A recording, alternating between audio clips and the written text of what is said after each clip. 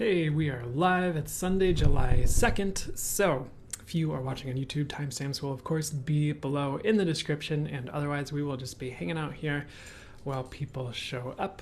And yeah, that's what's up. So, I'm going to take care of some other details. Boop, boop. Perfect. All right. How's it get any better than this?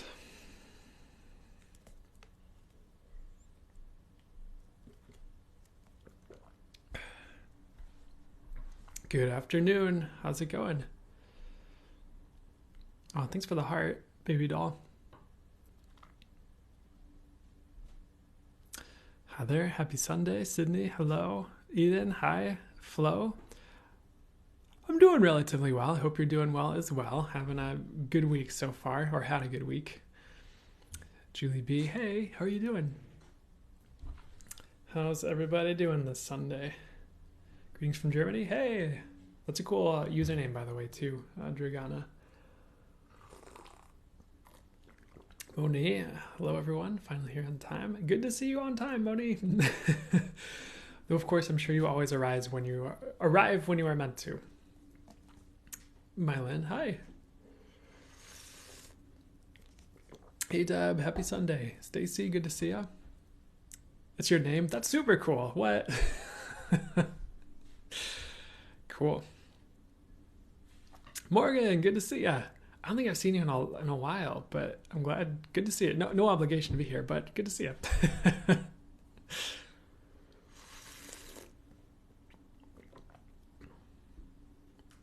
Hey Ashley, how's it going? Lajifa Jade, how are you doing?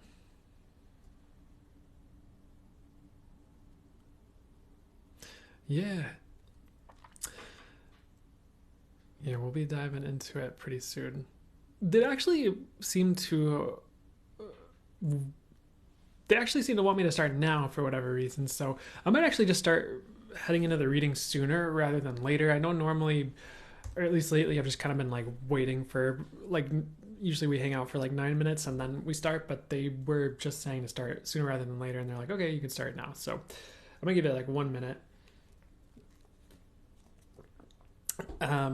Okay, I guess we're going to start. So we're going to start with the collective reading as we do here. And for anyone new who's just tuning in, we're just going to be going through just different readings so we have the collective reading it's meant to be for everyone here whenever they see it, whether it's now live or on YouTube. And then we have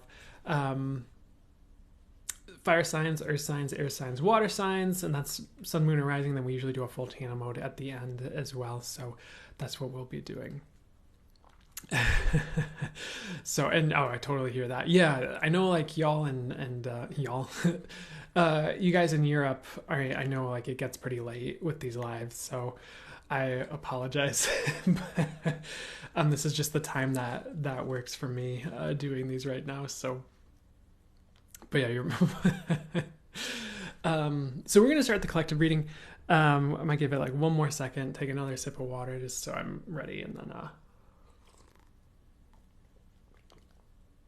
so we are starting now. So they'd like me to start with what came through ahead of time. Of course, I've had channel messages, that came through ahead of time, and my spirit guides, the angels and source, will bring through any additional information that's for your highest good as I go through these.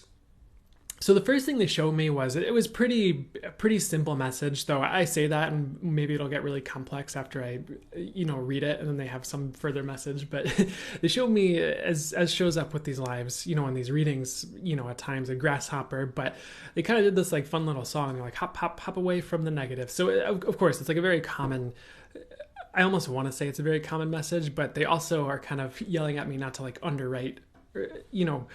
undermine myself and what I'm saying here. So let me sit with it for a second and see if there's anything more detailed about it that they'd like to get into here. I just feel like you are, because they're giving me the words here, you are like hopping away from the negative, or that's like the name of the game right now. So some of you, or like many of you even, like might feel like you're running from something, but it's like you're actually like not. It's like, in a weird way, it's like what are you trying to do here? it's like you're trying to make a change, but it seems like you're running from something. So I almost want to say, like, don't worry about it if that's you and you feel like you're running from something, but you're actually just trying to like make a positive change. And many of you are going to be making positive changes, is something I'm getting as well with this message, especially like in your personal life or things that are like close to home. So that's good here. Pretty simple message as well, but if you notice anything is like bringing you down, again, pretty simple, just like stay away from it. It's kind of the message, whether it's people or things online or even like TV shows, things that are just bothering you like for a long time after the fact, once you like partake, in whatever the activity is. So very simple message. Just make sure you're not staying around things that are negative when you know you should move on, is kind of the message. But I just feel like you're being guided to hop away from, this sounds very trite, but things that no longer serve. I just feel like I almost poke fun at that phrase because I think I've heard like every single anyone say that phrase before, but sometimes it's legit and it's the phrase that is true. So it is what it is. They're showing me pollen next, interestingly enough. It's not what I have ahead of time, but let me see what's up with this pollen that they're showing me. So you might feel like you are, and it could mean this, but let me tell you what I'm getting. I'm getting that you are pollinating people in your life, and it could be more about spiritual awakening, where you're like feeding people ideas that are awakening them or leading them on their journey or path, or you're like pollinating your collective that you're connected to. Like it could just be the people in your world to, what are you doing here? I guess like be more awakened, maybe even be more themselves. But if like you are someone who's spreading like spiritual messages, or even if it's just like a friend group and it's depending, it could be a different scale for each of you.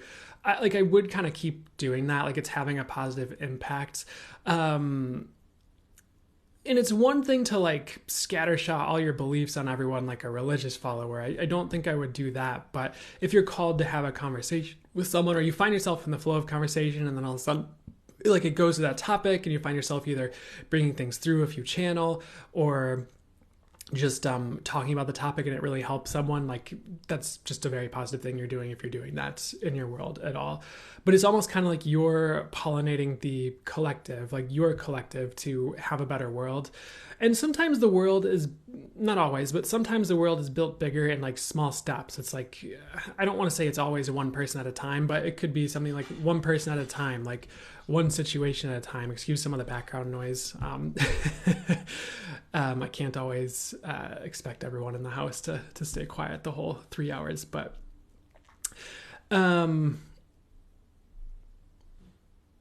we were talking about improving the earth one step at a time here. Sometimes it's like small steps at a time. So again, like even if you're just, I think this came through in a channeled message last week. It was something like, even if you're just like helping one person, like you're helping the world or something like that. But sometimes you're making a big impact just by putting little ideas, in a bunch of different people's pockets, and they're kind of waking up to the possibilities, or smelling the weird message, smelling the roses in their own life, or seeing the possibilities for themselves. But I guess you're pollinating the collective for the better, whatever that means, with something you're doing, which is cool. At least most of you, but I feel like it's all of you on some level. Unless you're someone who's in here being mean to me, but I don't know if anyone's in here. I haven't looked at the comments like that. Sometimes, usually I can feel it when someone is. I don't really feel like I'm picking up on that much right now, which is good, or at all. So next here, let's see what they'd like to get to here.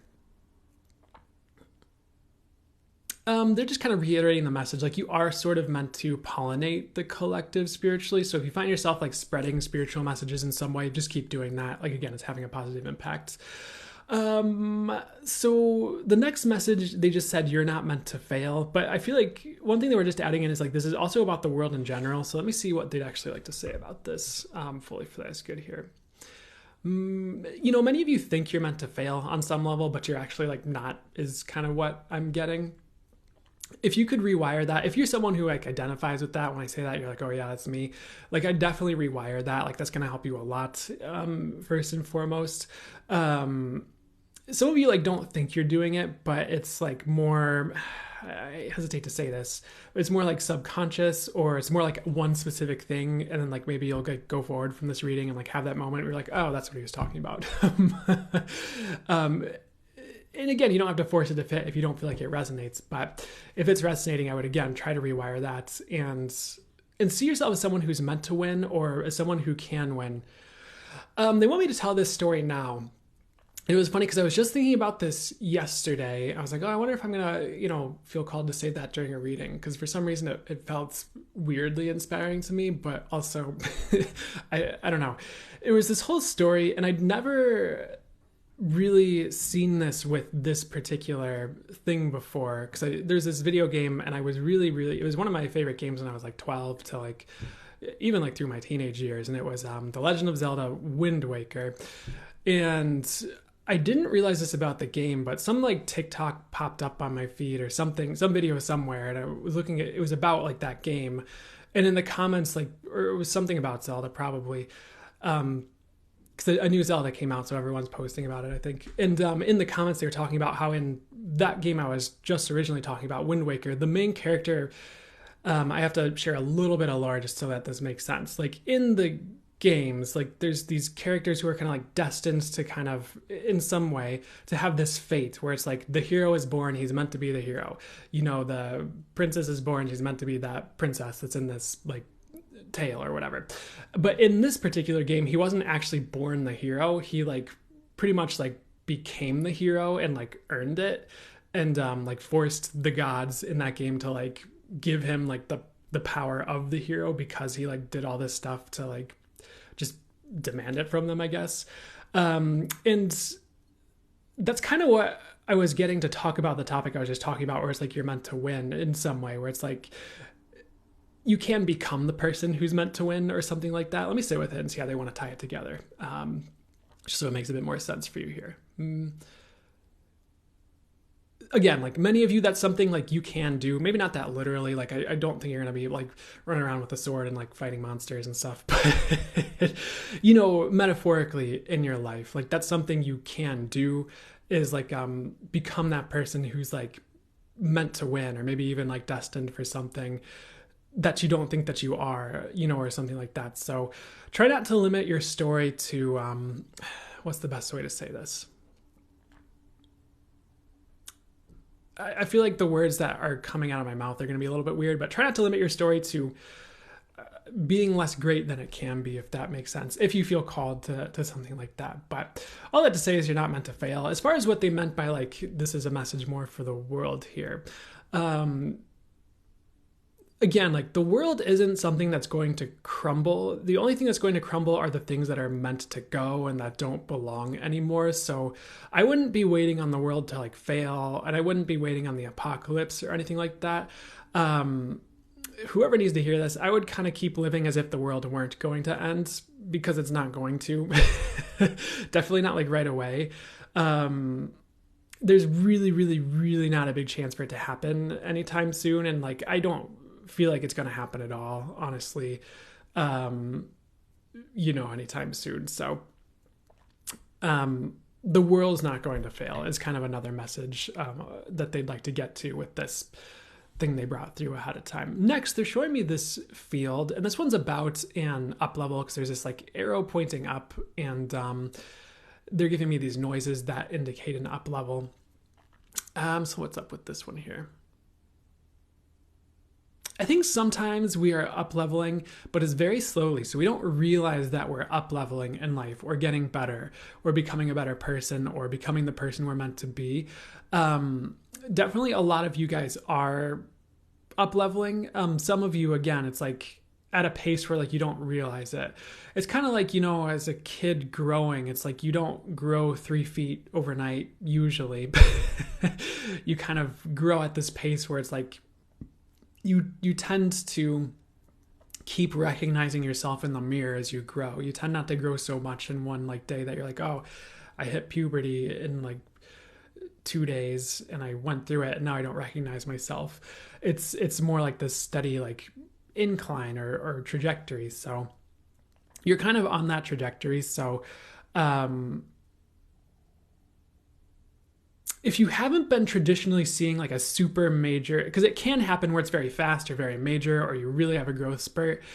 If you haven't been seeing that traditionally, like I feel like you are growing. It's just kind of like, like there's that phrase like, watching a tree grow or plant grow. Like it'd probably be kind of boring. It's like you just might not realize like the growing that's happening. So you are up leveling, so just be patient is what I'm getting. Some of you faster than others, but it's not a race, so just keep that in mind. And some of you are meant to, if not a lot of you, are meant to up level a lot. And you like think you're going to be the same in the year, but you're not going to be the same at all. But again, at the pace it's happening, you might not think it's happening. Kind of a weird message, but hopefully that all makes sense. They are actually showing me a tree next. I know we just talked about trees growing. But they're talking about how this tree is sturdy, or trees typically tend to be sturdy. So what's the message here? I'm just getting there's a message that there is a lot more sturdiness coming in for you. There are sometimes instances where things like seem like they aren't sturdy, but they actually are. Like maybe our bank account is empty, but there's actually $2,000 more on the way. Or you know, that $2,000 might not be a lot for some of you. Some of you are like, that's not enough, but however much would be like a good amount for you or a steady amount for you. I don't know. And some of you are like, that's a ton, but you know what I'm saying with all that. So in like that, I would still like do work you need to do to, you know, potentially. They're redirecting me from what I'm about to say there. You know what I'm kind of saying with that though. Like there is sturdiness coming in. Again, for some of you, you are sturdy. You don't think you are. For others, there's just sturdiness coming in where things have seemed a little bit loosey-goosey, or maybe even like off the path, or just like things are falling apart. Again, if something actually does fall apart, it's supposed to on some level. It's probably not supposed to stick around. So if something is falling apart and you keep trying like heck to keep it together, but it keeps falling apart anyways, like no matter your efforts, if you feel called to, if this resonates at a certain point, I'd probably just like, if it makes sense to you, like let it go. Only if you feel called to though. Again, like sometimes things just need a little bit of effort to get them back on track. For other things, like they're supposed to go. Like don't cling to things if they're not supposed to be a part of your world. This felt very short to me for a collective reading, but they're kind of saying that's it, and I don't want to force it if there's not much more coming in. So I guess we're gonna maybe see if there's like a couple more messages and then close it out. So anything else before we close out the collective reading here? They're just kind of reiterating, like, you know, there is more sturdiness coming in, so just keep moving forward as you can. I actually get this phrase that things are going to be great. For some of you, it might not be right away. I know you're all in like kind of different places, so some of you might be in a better place than others, but the potential for things to be great is there. Like, don't give up on that. And sometimes just taking the steps forward is what's going to get you there, regardless of what's in your way, if that makes sense. And I guess like what I could say is there are definitely moments in my journey where I could have like given up or, I don't know, you know, ended it or whatever it is. And I didn't. And eventually I got here. So I mean, you might get to whatever the version of better is for you.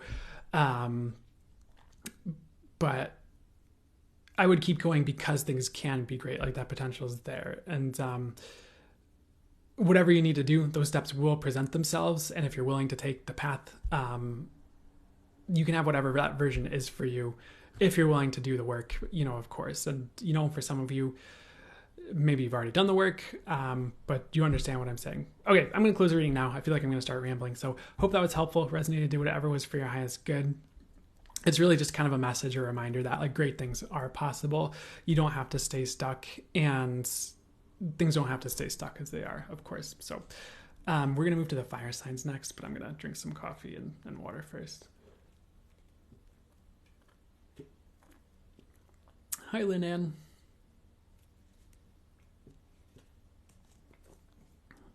It says Johnny J. Johnson followed, so thanks for the follow.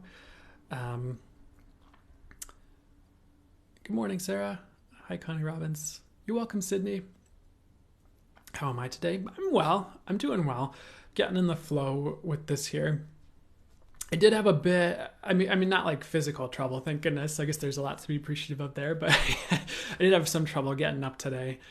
Just because I didn't sleep very well last night. But other than that, I'm doing pretty well, honestly. I'll take this down. Boop, boop. Thanks, Morgan, for letting everybody know what's up. Shout out again to the moderators. So Morgan might have been here, and I just haven't seen them around, but Morgan's a moderator. And we also have other people that jump in and help, like China Moon Girl, Marina is a moderator, Destiny is a moderator, and Rockin' Robin's in here sometimes, and there's others that drop in from time to time, I think. So just thank you guys for helping out. You couldn't sleep for last night for nothing either. Good to see you, Angela, but yeah, I hear that.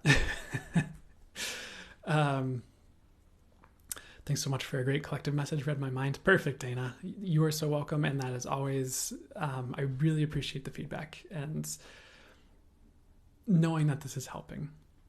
Hey, Marina. I've been sneaky in and out as my schedule allows, of course, and again, no pressure, so thanks, and you might, yeah, cool. That's perfect. Thank you. I'm trying to find a less awkward way to say these things sometimes. But oh, interesting, Sarah. You're saying I remind you of an old friend. I love the Zelda metaphor. Heck yeah. Yeah, it was so interesting. I'd never put two and two together with that game. I mean, I was like 12, so I wasn't like critically analyzing all aspects of the gameplay necessarily. But I never realized that about that game for whatever reason. So I thought that was cool. I don't know why they're telling me to tell you this, but it's kind of, what would be high so much for me to say here? It's interesting what you can pick up on sometimes. Because there was another Zelda game that came out when I was, and we'll get to the fire signs in just a second. I know someone's like, wow, where are the fire signs starting? We'll start in a second. But felt that tug, but if someone was doing that. But there was a Zelda game that came out, I think I was more like later in my teens, called Skyward Sword. And that game had a particular like theme song to it that was unique to it, because it was one of the songs from the Ocarina of Time, but like backwards. It was actually really good. I really loved how that theme song played out. But I remember like woke up one day, and I think I must have been like 20. I was like 28 or 29, and I was like doing this kind of stuff in my life in general, and I heard that theme song like just playing in my head. And there's like a difference between a song being stuck in your head, though that can be synchronistic too, and like an intuitive, like you're hearing the song playing. I'm like, why am I hearing this song playing? And then like a week later, like it showed up that they were re-releasing that game, like remastered and like made in HD for the latest Nintendo console. I'm like, oh, okay. So it can be exciting what you pick up on sometimes, or funny what you pick up on sometimes, even if it doesn't make sense. Like the universe saying like, hey, you got this. And I don't know why I'm telling you that story. Maybe some of you can relate and be like, oh, that happened to me. Cool. And I didn't buy that re-released version of the game, but I remember really liking it when I played through it the first time. So, oh well. Okay. So what elements? We've only done the collective reading, so we're about to start the fire signs, and then we haven't done anything else besides that yet today, but talk about Zelda and hang out. So I might hang out with you guys in the chat for 1 second, and then we'll start the readings. I'm trying to hang out with you guys a bit more between readings just to make it more fun. And you love it? Perfect. Thank you. They changed their mind. They said, actually, we'd like you to start now. So, okay. So if you have fire sign, sun, moon, or writing, this is for you when you see it, and I will hang out. Dragana, are they giving any lotto numbers, Brandon? No. They don't do that very much. I would, what's the best way to say this? I feel like they would give it, but only if it were for the highest good. I think there have been moments where I've kind of tried and they're like, yeah, nice try. Like, not that they don't want you to do well or have wealth or anything like that, but there might be another path. Like for me, it's like, there's another path for me, that's going to resonate more, be more fulfilling. And there are lessons I'd gain this way that I wouldn't get that way, that prepare me for a brighter future that weirdly enough, I might not have if I won the lottery.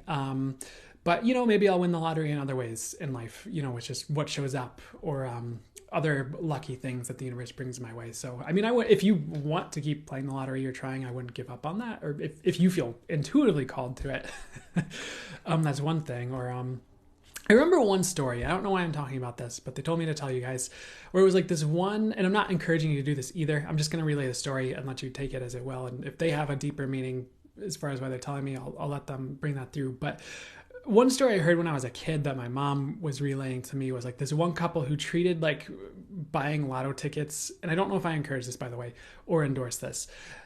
This isn't financial advice, but as like an investment, like they did the math and they're like, okay, it's likely that if I just buy the same number over and over again for like, you know, this many like years, or just I'll eventually win. And they did eventually win, but it took like 10, 15, 20 years. It was like a long time that they were doing that. So I don't know. Yeah, I think,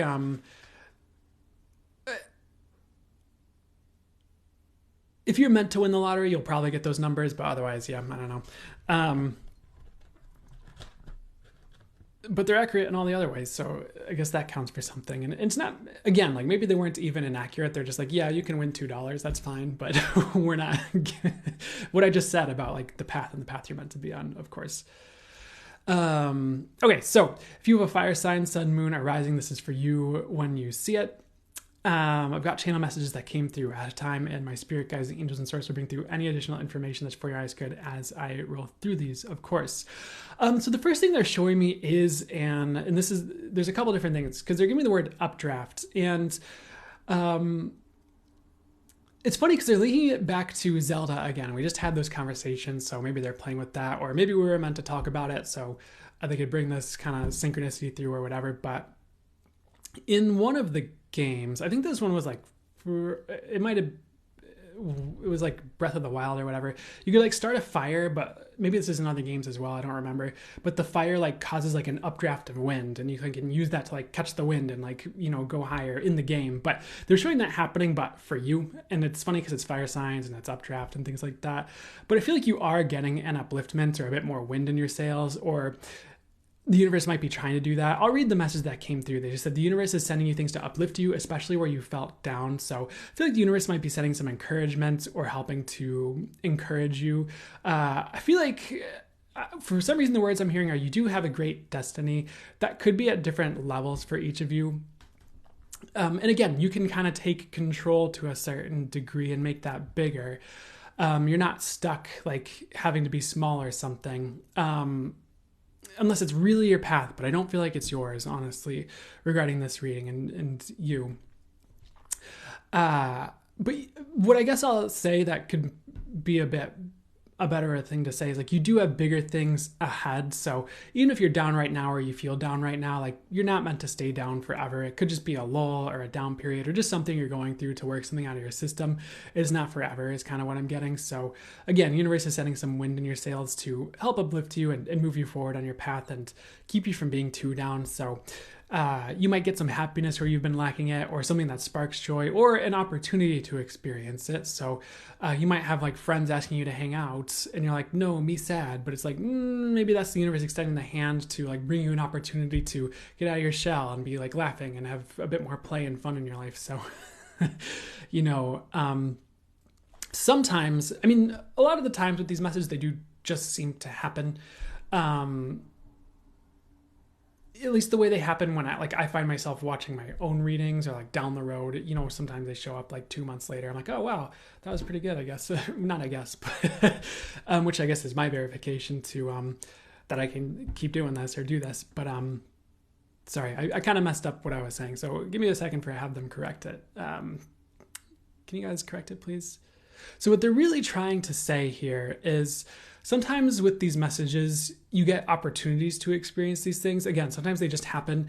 And if you take these opportunities that you're guided to or that you feel called to, that will allow you to expand into these messages, if that makes sense, and like have more of this. Again, sometimes they just show up. So make sure you're not turning down opportunities that would lead you to this is something I would like to say as well. And you know, sometimes you have to be a participant. Sometimes you don't, and it just happens. Keep an open mind is what I'd say regarding all that, and just pay attention. You'll know. But I feel like usually for messages I get, they just happen, but I don't know. That's another caveat they're adding for this message, and maybe it's just so you don't pass up the opportunity that would bring you upliftments. Next, they're showing me electricity. They also showed you being charged as I was talking about the upliftment message.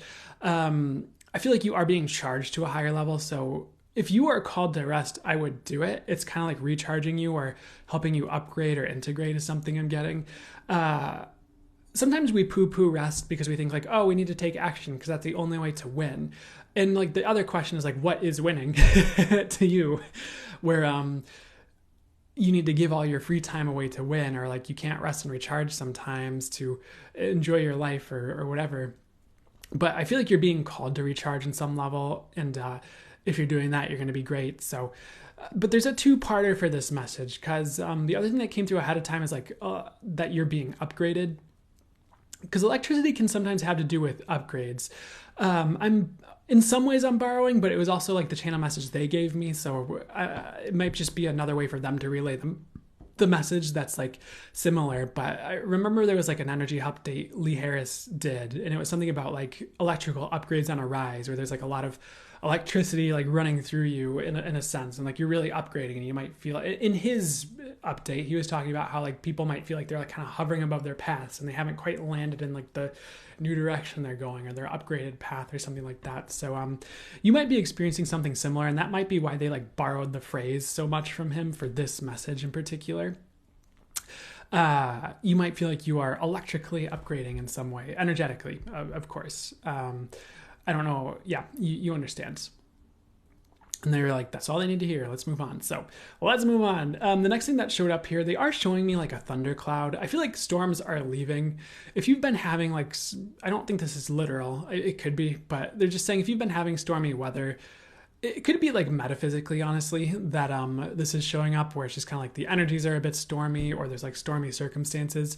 That is going away. Like you're going to have the rainbow after the storm. Sorry for the pause there. So sometimes I'm just like picking up on something, but the rainbow after the storm. So I feel like you're going to be moving forward from the storms. If you are in a storm currently, just ride the waves of it. It's like leading you somewhere. It's not for nothing. It's not punishment. It's just like shaking things up so you move forward in the correct way, or helping you let go of something, or it's just something you're releasing, and it's like an inner storm that you're going through, or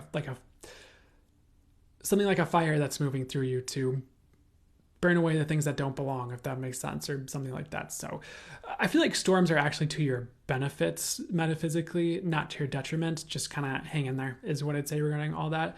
And I don't feel like you're going to lose anything like importance or that's necessary for your journey. It's just the things that don't belong, once again.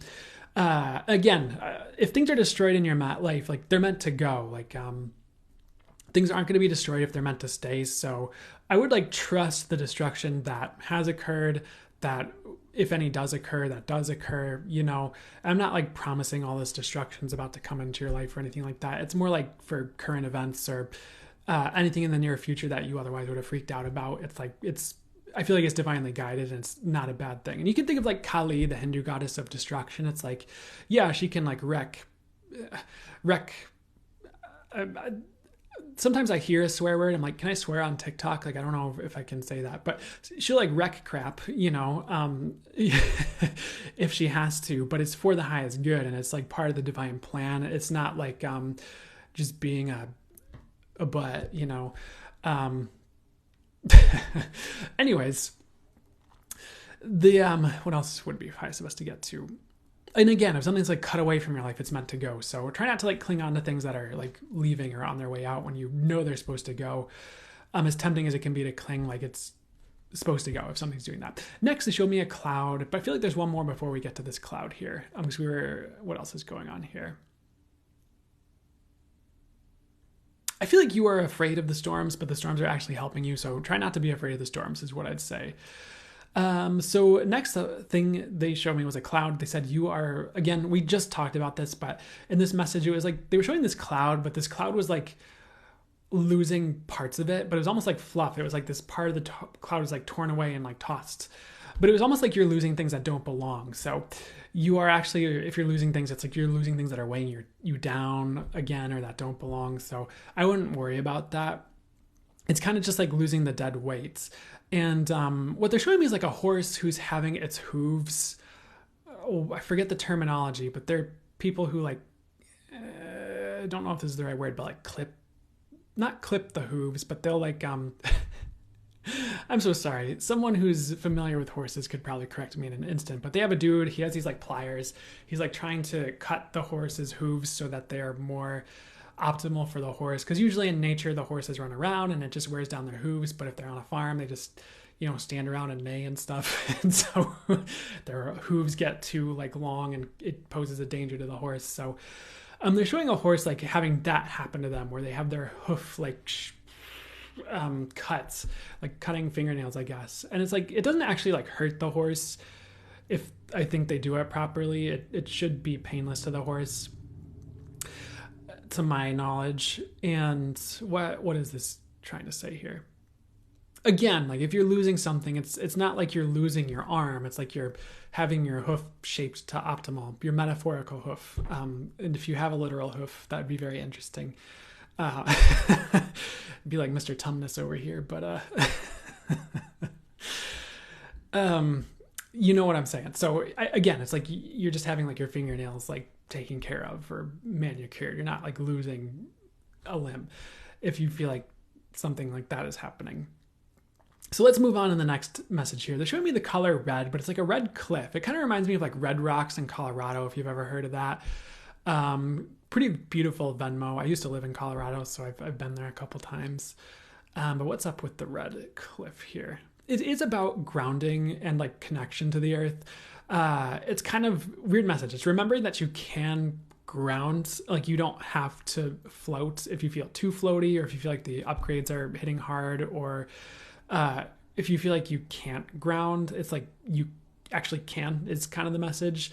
So you might just need to like get out in nature and make sure you're soaking up nature. Make sure you're like taking time to yourself that is a bit more grounded. Because sometimes we take time for ourselves and we just kind of float away, because it could be like listening to a channel or doing energy healing or doing all these things that are very floaty, and like that's fine. But a balanced approach could be good if that's you, where every time you take time for yourself, you're just kind of and hopefully you're not doing drugs or anything like that. But if you do happen to be doing that anyways, I'm not gonna judge you. Make sure you're taking time to be grounded as well, and like in this, I'm hesitant to say in this reality because that could mean different things to different people. But here on Earth, in whatever highest and best reality would be highest and best for you, that's here in existence, I guess, or better, I don't know. If you are someone who floats away all the time, try not to just float away when you're on your own, but like take time to get grounded and like be here, and like that will help you on some level. So you get it, I feel, and if you don't, you will. So I'm going to move on here to the next thing. I would just kind of make sure you're grounding in general as well. It's just going to help your root chakra, it could even help your stability, which is, I've never heard that message kind of like used that way before, but it could. And it could just be good for like your healing and of course groundedness and healthy lifestyle in general. Next, there was a message that you are on a level or you're going to hit a new level. So it kind of makes sense with the updraft message and the upgrade message and some of the collective messages as well. You're just on that new level, or you will be, or that's coming in. So hang in there. Sometimes we hit a new level and everything else has to catch up. So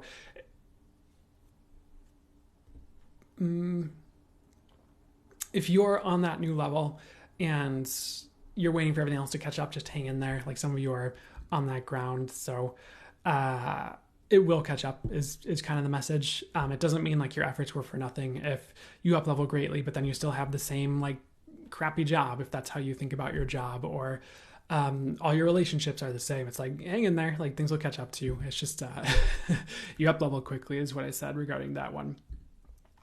So I know in the collective we talked about people growing like at like a smaller pace where you don't recognize it.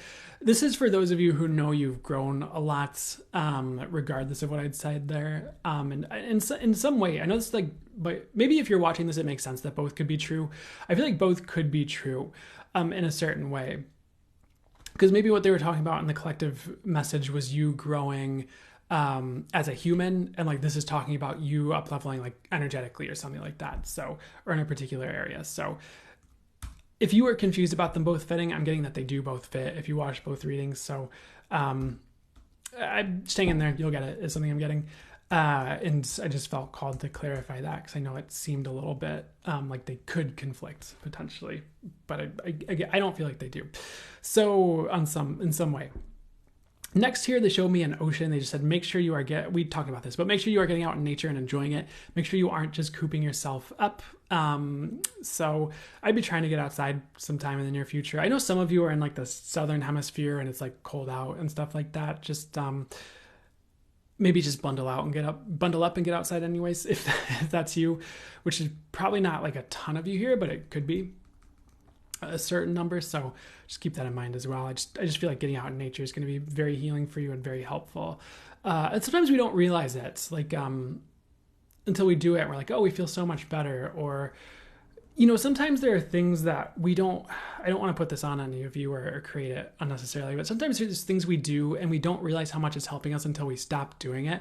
I remember one time I worked at this one place that sold a lot of like supplements, but like good supplements, not just like GMC, like creatine and stuff like that. So, but someone was taking like a specific supplement to help with inflammation or to support the body's inflammatory response would be the proper way to say it legally in the US without getting people in trouble, at least last time I checked. And what they realized was like, they didn't notice, it's like when they were taking it, like, yeah, they felt great. But when they stopped taking it and then their joints started hurting, they're like, oh, I really noticed it when I stopped taking the supplements. And again, I'll tell you what it is. I'm not going to promise results. They were kind of hesitant on me telling you it was a turmeric supplement, but you have to kind of make sure it has certain properties to it so it's absorbed by the system properly. Like I don't know if black pepper was the right ingredient, but there's certain things they can add where it's more absorptive, because otherwise turmeric isn't always like, as a supplement, isn't absorbed if it doesn't have the right things along with it to help your body absorb it. But that's one supplement that can support your body's inflammatory response, a healthy inflammatory response, as in it is supposed to help regulate that. But legal disclaimer, I'm not a doctor. Anyways, yeah, sometimes there's things like we do it and then we stop doing it, we feel like crap, and then we have to keep doing those things. But I forget why I was talking about that, but it probably made sense if you were watching. So let's move on. Next thing they have here, there's just a quick message of just like be yourself. So if you are trying to be like anyone else, I would stop that and just be yourself. That's going to help you the most. Like whatever you're meant to do here, whatever your journey is, whatever your strengths and gifts are, I would hone in on what you're meant to. I feel like being yourself is the key to success. It might not seem like it because of past results, but the question is like, were you really being yourself? Or was there like I feel like I'm going to confuse you guys. So let me say what's the right way to say this here? Like make sure you're being yourself on like a soul level. Like ask the universe who you're meant to be, like who you really are. Let that shine through instead of like the stories of who you are or the ego stories of who you are or anything like that, or the stories that other people tell us that aren't true. And sometimes people are sort of a mirror that reflect who we are. Sometimes it's not, you know. I think that whole like everything is a mirror thing can be a little bit dangerous. Because I mean, honestly, what I get is that's not true. Like I remember I'd encounter people who'd be like, yeah, everything's just a reflection of you. And then my guys would be like, no. When I'm in conversation with someone and they're telling me things, my guides are like always, especially if it's like spiritually based, my guides are always like there. I mean, they're always there anyways, but they'll like just be correcting what the person's saying if it's not true. If it is true, they'd be like, listen to this person. They're like, listen to what they're saying. They're like, yeah, that's true. Yep, that's right on. But if they're not incorrect, they're like, nope, that's not how that works. It works like this. Nope, stop. Don't listen to that. So, but I remember some instance, someone was talking about like everything's a reflection, and they're like, nope, that's not how it works. And then I was like, later after talking to them, I was somewhere else, and I kept thinking about like, is everything a reflection of you? And then like they like pointed my eyes over at someone and they were like shaking their head. I'm like, that was like my synchronicity or sign. Like, no, that was the universe saying, no, it's not true. And I'm like, okay, are you sure? And they had me look again, and she was like more emphatically shaking her head in the conversation she was in with someone else. I'm like, okay, that's not how it works. So, but anyways, I was talking, the reason I brought that up, why I don't like that concept is, sometimes we'll think something's a reflection of us, but it's really not. Like, that's a lesson, or I mean, maybe it's showing us an area we need to heal, but sometimes it's just like, you need to see that to show you how much you've grown, or you need to see that so you don't act that way in the future. It's like a lesson of like, that's not how you are. That's who we don't want you to become. Like, there could be like a myriad of different things that are the real reason it's showing up. It's not all just like you suck or it's your fault, you know? So, you know, and if you're not sure what the truth is regarding all that, just sit with it for a bit, ask the universe to unveil the truth, and it will. Just you don't have to just take the first thing someone says after you do that as the truth. Just like sit with it and see what shows up. But again, being your actual self, who you're meant to be, becoming that, unveiling that, shedding what's in the way of that, whatever it is or takes, is going to lead you to success for you, instead of you, and hopefully you're not doing this, but copying other people or thinking you have to be like someone else to have this thing you want, like a real romantic relationship or a success or a business. It's like you actually have to be you, but it's like unveiling that you, if you haven't already, if that makes sense. Because like sometimes we see someone who ostensibly has something that we desire, like especially in like social media, but maybe they don't actually have that thing. Like I just told this story on like a membership reading, I think, that I just posted to the membership, but it was something along the lines of, because I just saw this, where it was like a post on social media that randomly popped up, and it was some woman talking about how, like, because you know that like that quote unquote alpha male crowd. My truth about it that I kind of get is more along the lines of like the whole alpha beta thing like doesn't really exist for humans. Like, people force it to fit, and it's a concept that's just so widely spread that people like think it's true, but it's like not quite exactly how it works. Like we can kind of step out of that game or above and beyond it, or it's just not there in the first place, and that's why everyone's such a mess on it. If that makes sense.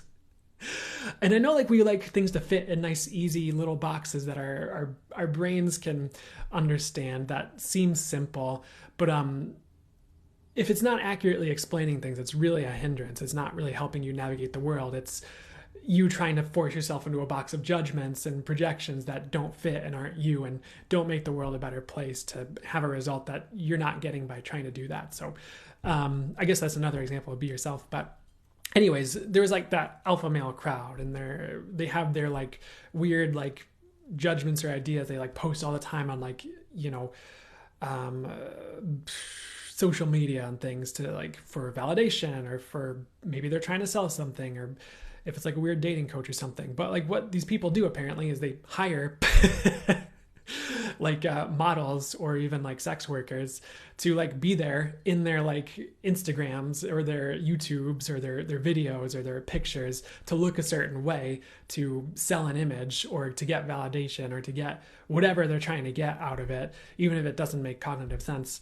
And so it's like not even real. So people might be trying to, as an example, people might be trying to fit themselves in like the alpha male role, or the judgments and projections of what they think that is, that aren't actually true and aren't actually them, to get this thing that these people are presenting is, you know, how you get the thing that they want, which is probably like romantic connection, honestly, or on a deeper level, or something. They're looking for something.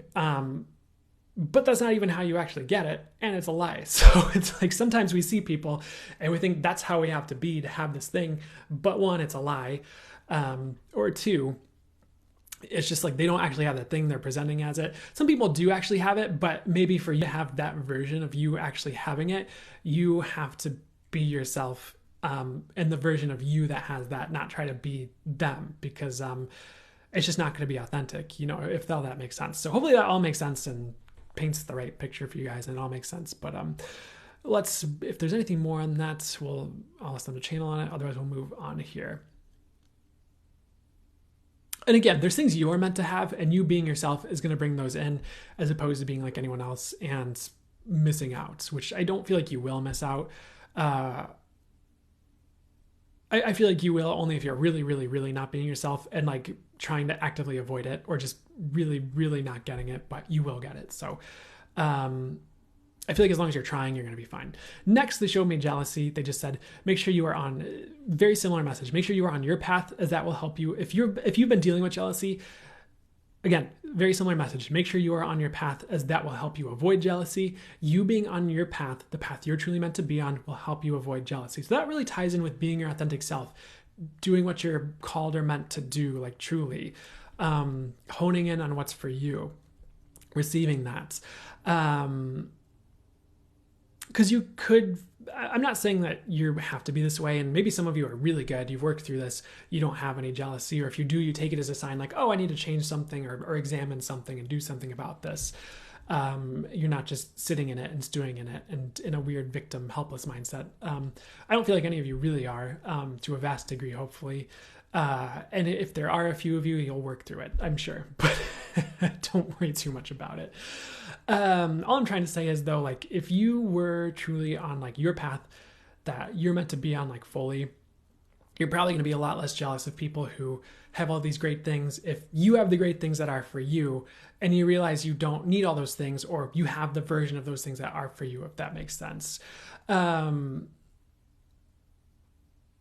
And sometimes we see something and we're like, oh, that's amazing. Like, I'd love to have, what will it take for me to have something like that too? Like, I'd love to have something like that too. And you can manifest your own version of it that's right for you and your path, if that makes sense. So, I feel like I'm really harping on this topic, and I feel like I have been for a while. So I feel like, there are those of you who need to hear it though. So I guess that's fine. But anything else before we move forward here? So we're going back to the cloud, because the cloud was about like losing things that don't belong here. So some of you might have some, what I'm hearing, I don't like this message, but it is what I'm getting, is like, you might have some ego stories that are being like destroyed, and maybe it like seems painful, but it's not. If you really sit with it, it's just like, oh, that didn't belong. Like, oh, it just wasn't true. Like, I can live my truth now, or something like that. So, if you're shedding ego, that's a good thing. I tend not to talk about ego personally, but if I get channel messages on it, I will talk about it. If that's what I'm getting, I'll talk about it. I just think sometimes, what's the best way to say it? Sometimes there are people who are using that word, and I hesitate to say this because I don't want to become one of those people, but they're using that word and they like they're not talking about what they think they're talking about, if that makes sense. They're just like, I guess this is rarer than hopefully it's rarer than I think it is.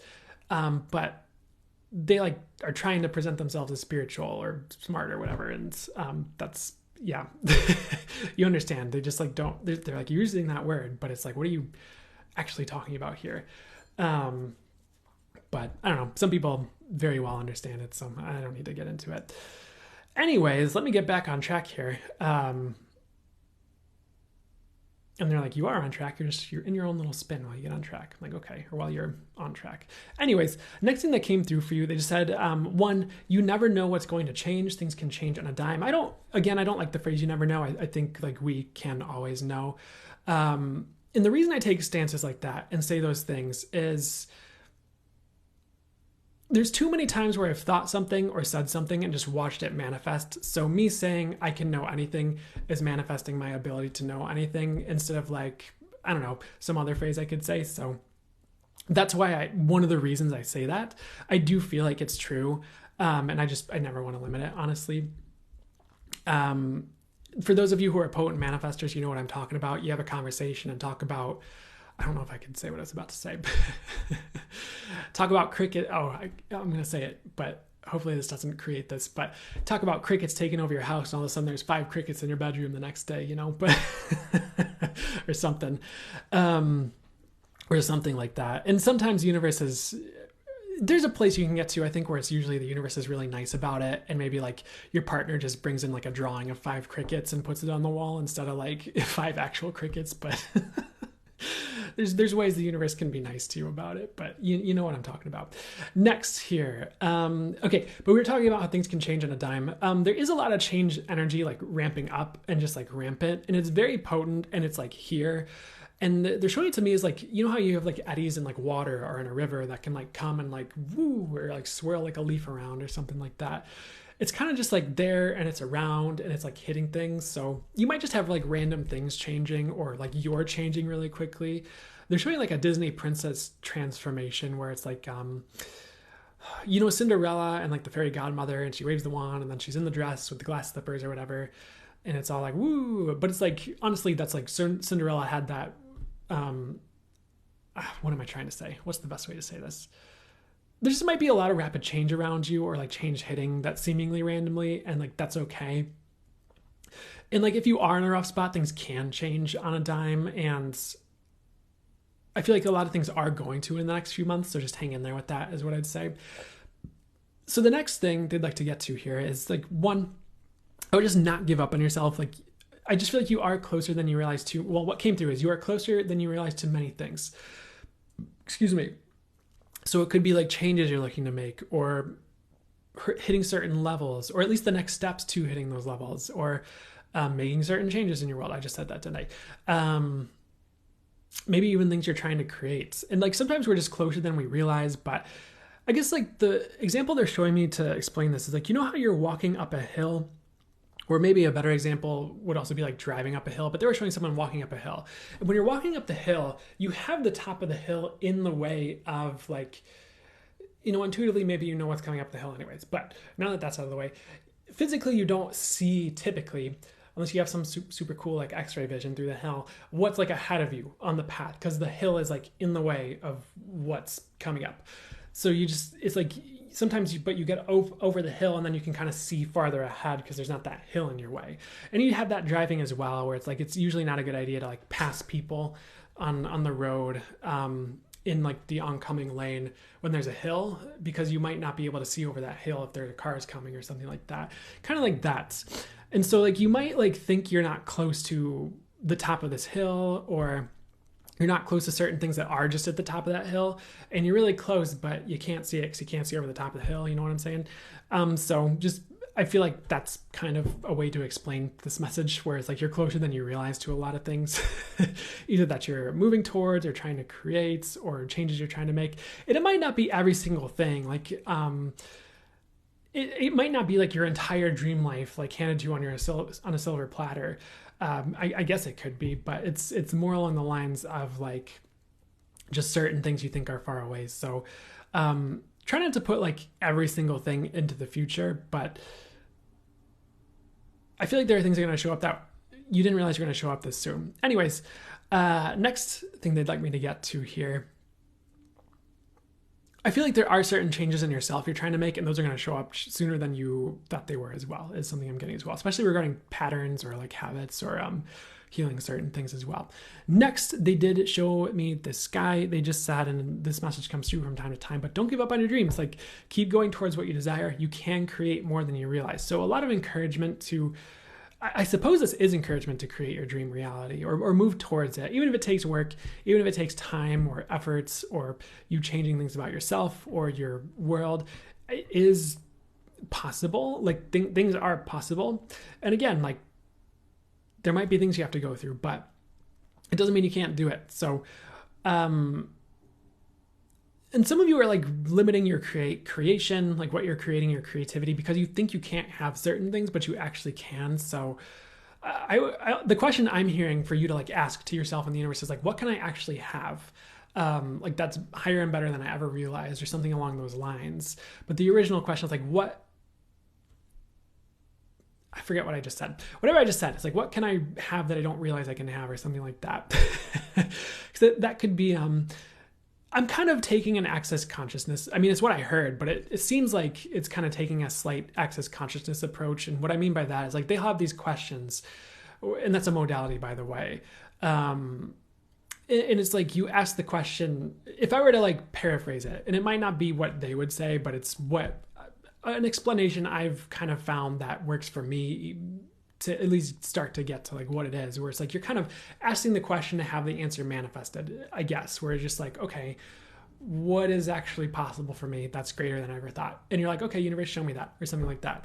And then you're like creating that or asking for that in some way. So I would be asking, like, again, what can you create that's like, what more can you have? I forget what I said, but whatever I said, something along that vein. You understand the concept. So you can also make it your own, use your own phrase. That's fine.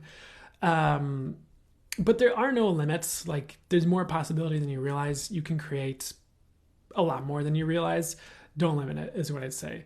They're kind of done with that reading. Well, they're not like done with it. Like we're done with you, but you know, they just said they're done with the reading. So I hope that resonated, was helpful. Do whatever is for your guys good. There's one more, message before we part ways here. I would just like not give up on yourself. Many of you like are on the crux of breakthroughs, and like I feel like giving up now would just kind of set you back, whether it's just self-work or it's trying to create something. So do your best to just not give up. It's I feel like it'd be silly to give up now, is what I'm getting. So I hope that was helpful, resonated, whatever for you guys good. Let's move forward with going forward. So I'm not doing questions right now. If they're doing like general questions, like just about topics, maybe, and if I'm called to answer something, I might, but I'm more just doing general readings, you know, and just hanging out as I feel called. So hope that all resonated, was helpful. We're going to move on to the earth signs next, but I'm going to take a quick break, hang out with y'all for a second. You're welcome, Allie. Things are well. Good to see you, Amy. You're welcome. And I so appreciate you guys, by the way. It's so cool to get to hang out with you guys every week and get to do this. And I am so honored that you're here. So I appreciate it. Jessica Johnson, also good to see you.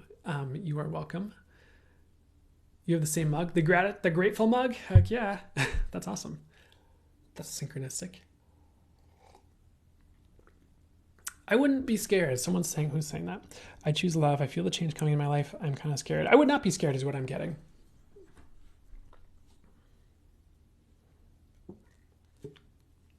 You're welcome. Whoever, you're welcome all of you guys, I guess, who are saying thank you. I got a really cool visual with the hills metaphor you use. Thank you. You're welcome. Super cool. Love you, dude. Love you too. That was for the fire sign, sun, moon, or rising. Devin was asking. Hey, Jillian. Good to see ya. I hope you're having a beautiful Sunday too. Always look forward to it. That means a lot. Thank you.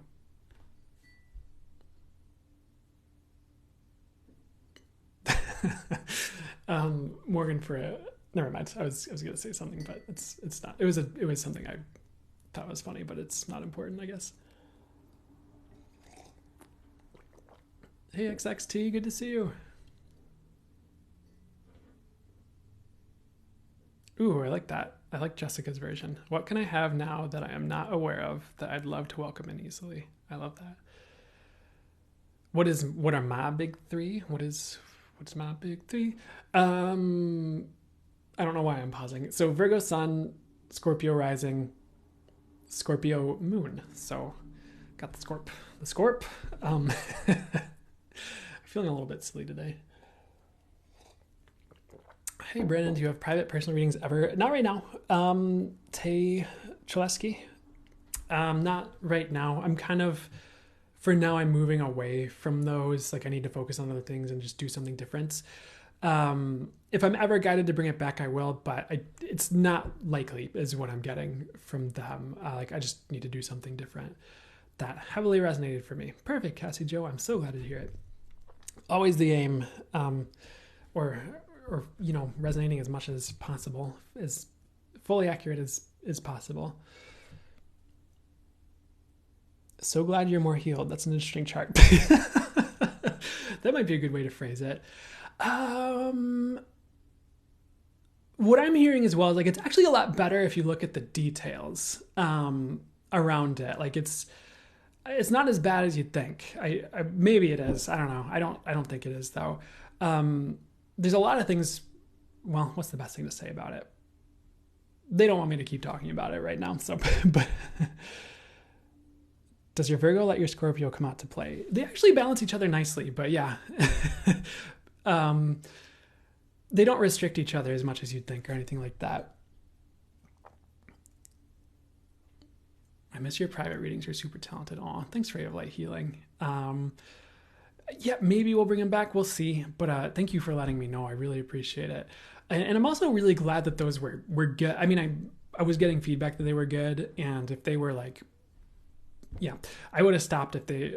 Well, I mean, I didn't stop because they were going badly. It was more of a personal thing. I was having to go through with them. But yeah, I'm really glad to hear they were good while they were doing them. Well, I was doing them, we were doing them. I don't know.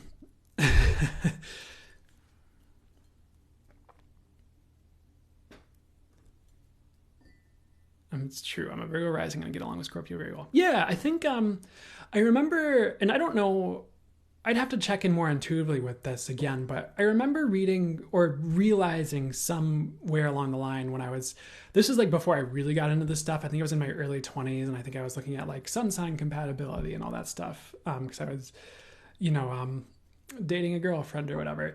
And what I noticed was it seemed like the sun signs, at least. I know there's more complexity to it and it's not like the best way to really like fully go about it all the time. But as far as like sun sign compatibility, it seemed like every sign, like say I am Virgo sun. It's like the sign, like, what's the best way to say this? I don't think I'm going to say this right, but it seemed like the sign that was like one over. Oh my God. I don't know how to explain this, but it's not the sign like next to it. It's the sign that's after the one next to it. So for example, it's like goes like Virgo, Libra, Scorpio. So like Virgo and Scorpio get along together, and it goes like Cancer, Leo, Virgo. So like Virgo and Cancer get along well together, and then it goes like Cancer. Oh my gosh, come on guys, or come on me. But it goes Taurus, Gemini, right? Cancer, and like Virgo gets along with like Taurus pretty well, if I remember correctly, or at least I've noticed that in my personal life as well, sun sign wise.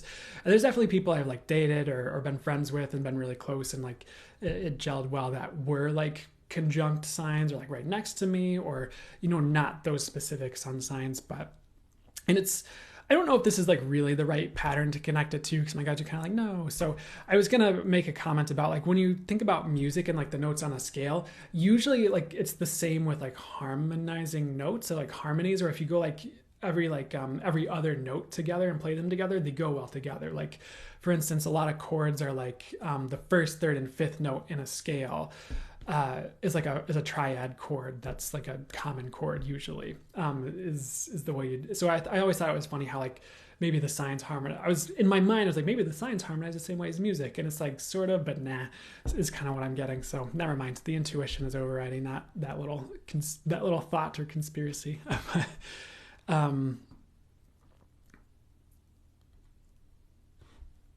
Which rising is the strongest, a sun versus moon, or are they all equally relevant? You might want to ask someone who's like really into astrology more than I am, just for a better, well, I'm going to trust what I get on it as well, but just for maybe maybe you'll get a different or more in-depth answer that way. Cause I'm not like, not someone who, I don't know if I super study astrology. I don't know how to say what I am regarding that, but I'd say like regarding all that, sun is usually like strong. I think they like handle just different aspects of like the personality of a person, but my understanding was like sun's very strong. Maybe like different astrologers might say different things, but I hesitate to give an answer because I don't want to lead you in the wrong direction here. But my thought was like the sun was strongest, and then like rising or moon were kind of like second and third, but maybe they're more equal. But they also kind of mean slightly different things as far as like how one operates and all that. So, yeah, cool analogy. Yeah. The signs you mentioned do go well together, though. Yeah, no, totally. That's depends on how you define strength. That's fair. Looking forward to our class. Heck yeah, I'm definitely looking forward to that class, Megan. I know which one you're talking about. Aspects and transits have a huge impact versus sun, moon, and rising. It's an intricate modality. Totally. That's why I hesitate to go too far into it on the live if it's not like channeled or intuitive. And I guess I could though, but I think sometimes it's a lot different than people think it is. If they're not as well versed in it, if that makes sense. Because then, like, one thing I was getting more intuitively, it is more of like a science in a weird way. You might not think it is, but it is if you're good, is what I'd say. And if you're really bringing in intuition with it, then you can really do some cool things. But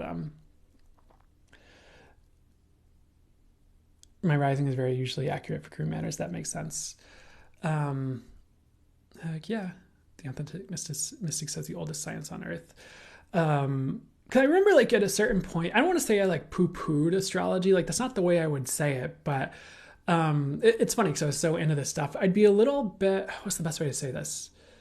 Like, I knew it was real, but the way some, not, and if you're an astrologer, I'm not saying this is you, but some astrologers read, especially like mainstream, like I get very skeptical about what they say.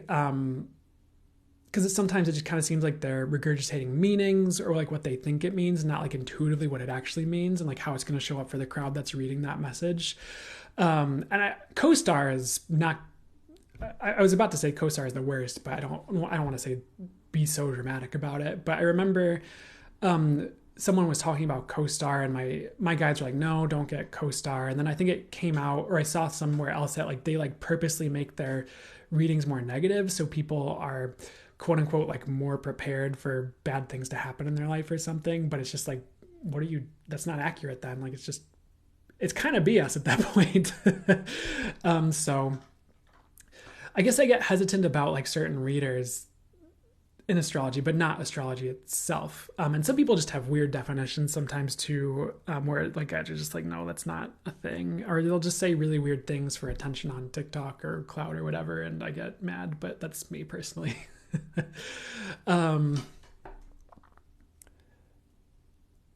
The Pattern is a good app to use for astro stuff. I think I've heard someone else use The Pattern. I felt better about that one too. CoStar is so the worst. Yeah. Got to watch out for these celebrity astrologers. Probably most of them. I heard most of them as far as watching out for them. I'm sure there might be some good ones, but Layra asks, can you read arrows? I'm getting yes, but it's different than you would suspect maybe. Or maybe it's different than most people would. So many people put too much power into the data instead of letting the data empower them. Totally. And like they kind of treat it like a prison instead of, using it to help them make informed choices or intuitive choices or helping them get to know themselves better so they know how to work with themselves better.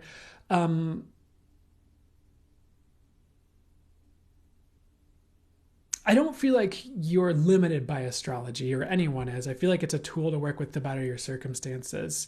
And what I would say is if you're, and this is me, I mean, it's what I heard, but if you're using it to limit yourself, you're probably not using it right. And I'm not saying that's any of you in particular. That was like a general you. Ooh.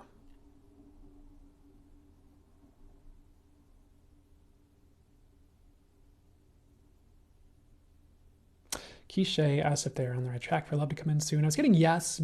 At the same time, keep on doing like patterns that, as the saying goes, no longer serve is what I heard. I rolled my eyes because of what I was hearing, and it just seems like a common trite phrase, but not at you.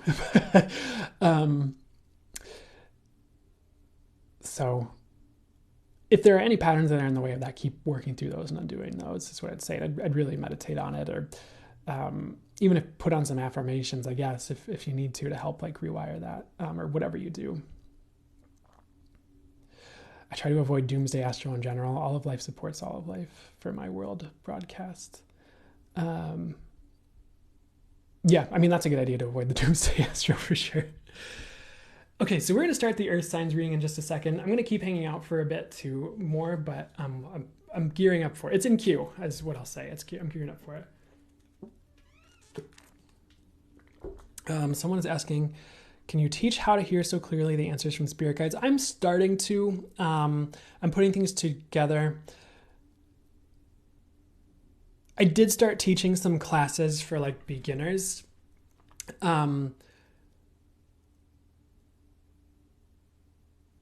Sometimes you have to kind of go on your own journey to unveil your gifts, but I am putting some things together as a resource to be more helpful for those who feel called to that, if that makes sense, and for those who it's the right fit. Who are your favorite creators, Brandon? Ooh, that is a question. Oh, sorry, Dana. I accidentally, sometimes if I try to scroll in the chat, I'll accidentally like hold down on a name and it brings up their profile. I'm like, I don't want to accidentally ban anyone. But my favorite creators, this might not be what you meant, because you might be thinking like TikTok creators, but honestly, like there's not very many people I really watch consistently. There are some readers I've found who are general readers who actually are good, who can be very helpful. As far as like creators like Lee Harris, who I don't know if you'd count him as I mean, he is a creative and he creates things, but I don't know if you'd count him as like a creator in the way you mean it to. But I mean, he does have a YouTube. He does his, I haven't actually watched this month's energy update now that I think about it, but a lot of his like, especially like deeper in his work, like if you like some of his courses and things he's put out with like especially his full channel mode stuff, like that's been very, very helpful for me throughout my journey. Very eye-opening. But a lot of his work has been really good. Another one is Dane here. Again, like I don't know if you think of him as a creator in the typical sense, like maybe you meant, but he works with Access Consciousness. He has a YouTube where he talks about working with that modality. He has other things like podcasts and books and all that. And again, it's a little bit deeper. It's more like I do appreciate a lot of, or a certain amount of his work that I've been guided to. And maybe not all of it's for me, honestly, is I'll put that disclaimer out there. But there are things he's put out there that have helped me a ton. Beyond all that here, as far as like readers, there's like two I'll recommend. And again, I can't vouch for like, I don't want to like say this to like belittle them or anything like that, but I can't vouch for like every single thing they say as like my disclaimer. I don't necessarily agree with like every single thing they put out there as far as what I'm getting intuitively. And I just say that so you guys don't be like, oh, does Brandon believe this too with this weird thing this person just said? I just feel weird about sharing that. But one reader that I've found has been good and like accurate is like, it's like Alice Love Exists Visions or something like that. She's on YouTube. I think she has TikTok as well. And she's been very helpful in some of her more like career readings, like especially. And then I think this guy's really big on YouTube, but Chris Reck, Minnow Pond Tarot is another one who's just tends, when I do watch his readings, like they tended to be more accurate. I've kind of been steered away from a lot of other readings of late and just like focusing on my own content and just what I'm getting. But if I were to talk about like what creators I like, those would be like some of the first handful I'd mention that I've listened to. And again, it's not like I'm putting what they're saying above my own channel guidance or divine guidance. Like there's a balance to it. But those are the ones that have been helpful for the most part, is what I'll say. And I'm trying to balance this. I like Minnow Pond Tarot. Yeah. Lee Harris has been great for me as well. Its monthly energy updates are helpful. Yeah, totally. If you ever feel called to go deeper with his work, please do it, is also what I'm hearing for you.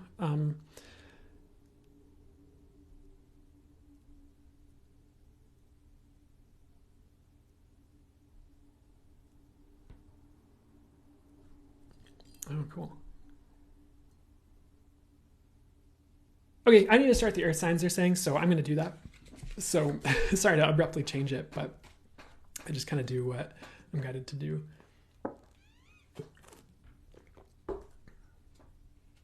His recent soul magic course was mind-blowing. Oh, nice. I might do that one in the future. I've done a lot of his like channeled courses like that. Hey Jessica, good to see you. Ray of light healing, but I've done like a lot of his channel courses. That's like the one I haven't done yet. Like I didn't sign up for that one for whatever reason. I have done fire. I have not done air yet. So we're going to start the earth sign, sun, moon, or rising. If you have an earth sign, sun, moon, or rising, this is for you when you see it.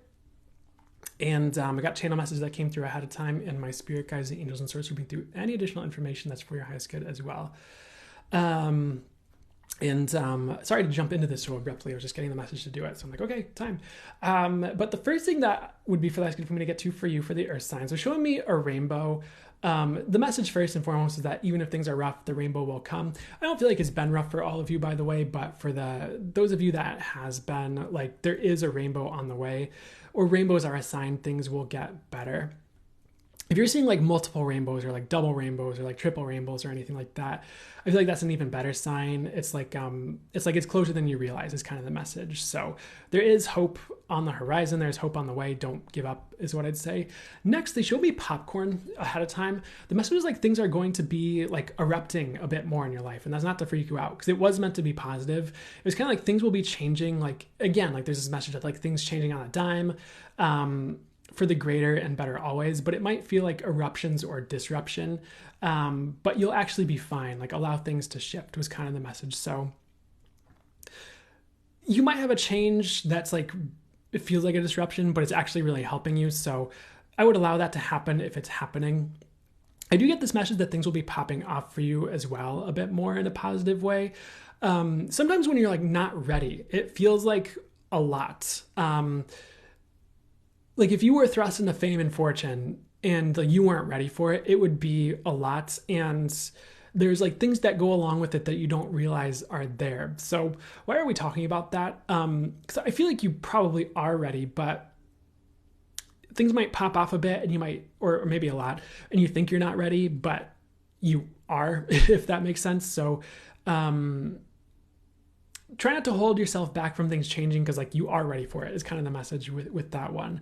And for some of you, maybe you're not ready, but you will be ready as you head into it and like do it a bit more. So don't give up if something changes and you feel like you're not ready is what I'd say. So it's kind of like eruptions, but it leads to positive things. And it could even be totally positive. It's just an abrupt change and it feels like a disruption, like your daily patterns or your life. But again, it's actually really helpful. So weird message, but that's what I'm getting with that one. Next, they showed me like a Navy ship, kind of like a battleship.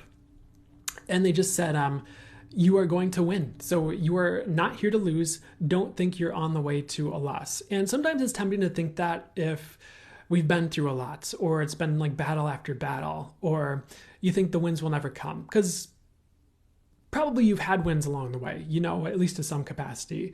But I feel like you're on the way to a win instead of a loss. And sometimes when it's like a close game, metaphorically, like if to use a sports game analogy, like you think you're going to lose, but like you actually can and do win, maybe even with ease. So don't look at how things are right now and think, oh, I'm going to lose. Like you could think like, oh, what's possible about this? Or what will it take for me to win? But I feel like you are going to. Like that's the message I'm hearing. They're like, because the angels are just kind of like, it's almost like a walkie-talkie thing. They're like, you are going to, like to, as in like that's the words they wanted me to say, you know. But so don't give up is what I'd say. Next, I feel like there's more with the Navy ship though here. It's weird because in this example, they're showing this Navy ship. Its guns are like trained in this intuitive visual on the wrong thing. So you might be like trained or like focused on the wrong thing. And I don't mean trained as in you've been training on the wrong things, but like the focus is on the wrong things. And that's why you think you're going to lose while you're headed towards a win. Because you might be like focused on this metaphorically, this like, I'm going to ask them to get a better analogy so it makes more sense if it doesn't make sense to you. But I found these messages tend to make sense for the viewer, even if they don't make sense to me. So I'll also trust that. But you might be focused on this enemy that's like 20, a long ways away. Like you actually don't have to worry about them. And you're worried about like all this that's, coming up or seems to be coming up. But like your target or thing you're aiming for in life is like right here, like you're about to sail into it or something like that. So something that is that. So, again, try not to think you're going to lose and try not to get into a self-defeating mindset because you think you're going to lose no matter what, when that's not true. I'm getting a weird message like that's the one thing that would sink a battleship is them thinking they're going to sink, and taking all the wrong moves because of that is like weird message, and take that as a metaphor, of course. I don't know if that's 100% true in the Navy, by the way, but that's not an Art of War reference. That's just a channel message for you that's supposed to help you. So you understand what I'm saying, though. There's like a bit more with this though here. The other message is like, as you sail into victory, try not to discount your wins or like belittle them or think you don't deserve them, but really like own them, cherish them, celebrate them. I guess you could say stay in that energy, or like do your best to bring in more wins. Because sometimes like maybe you hit a win and then you're like, oh, this isn't everything I wanted, and then you just stop. But it's like if you keep going, like the next win's right over the horizon. It's like you could be in this winning season, and you got one win that wasn't like everything, but if you keep going, you get the total package that you're trying to get to in your life, if that makes sense. And stopping after one win is not the way, especially if it's like disappointing in some way. It's like there's more to it. Like keep going, if that makes sense. Don't just stop after one win and like give up because your dreams didn't come true in the way you wanted them to, if that makes sense. Especially in the future. Like I'm not saying like all your wins are going to be unfulfilling or anything like that. It's just a reminder, like it doesn't mean stop, it means keep going. Next, they showed me like, it was kind of a combination of images. They showed me like overall jeans. They gave me the word corduroy as well. The message for you is like to work hard, not soft, and like to not be afraid of hard work. And of course, like I would also like work smart, but like don't be afraid of hard work at the same time, like smart hard work or whatever. Or I don't like the word hard personally. Like I think it's very possible for us to manifest. This is more of a Dane here thing, like I was just talking about. But one of the things they talk about is like, what if life can be easy? Or like, what if ease is possible? And as you like feel into it more and start to create it more, like you do see how it's possible.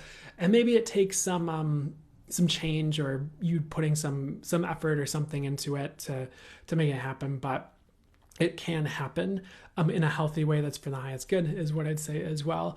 But what this is saying is don't be afraid of work or putting effort into things. I feel like that's like the number one thing that would stop you, is if you stop putting effort into things when all you have to do is like get over this hill, or all you have to do is like keep going, if that makes sense.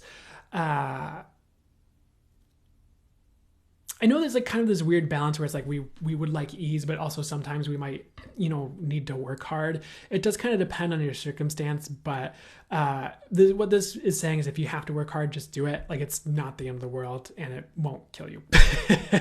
And it doesn't mean like don't take breaks and like don't rest. It just means like put the adequate amount of work in. So you understand, I'm sure. Next, is there anything else with that before we move on here?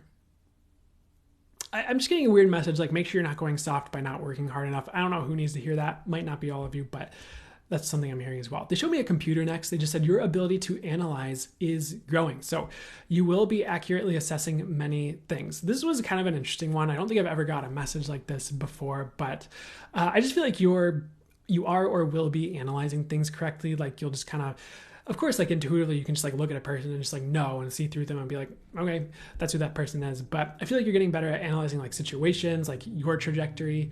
And it's almost like you're going to be in a positive way, like a computer in what you're creating, because computers are very like precise.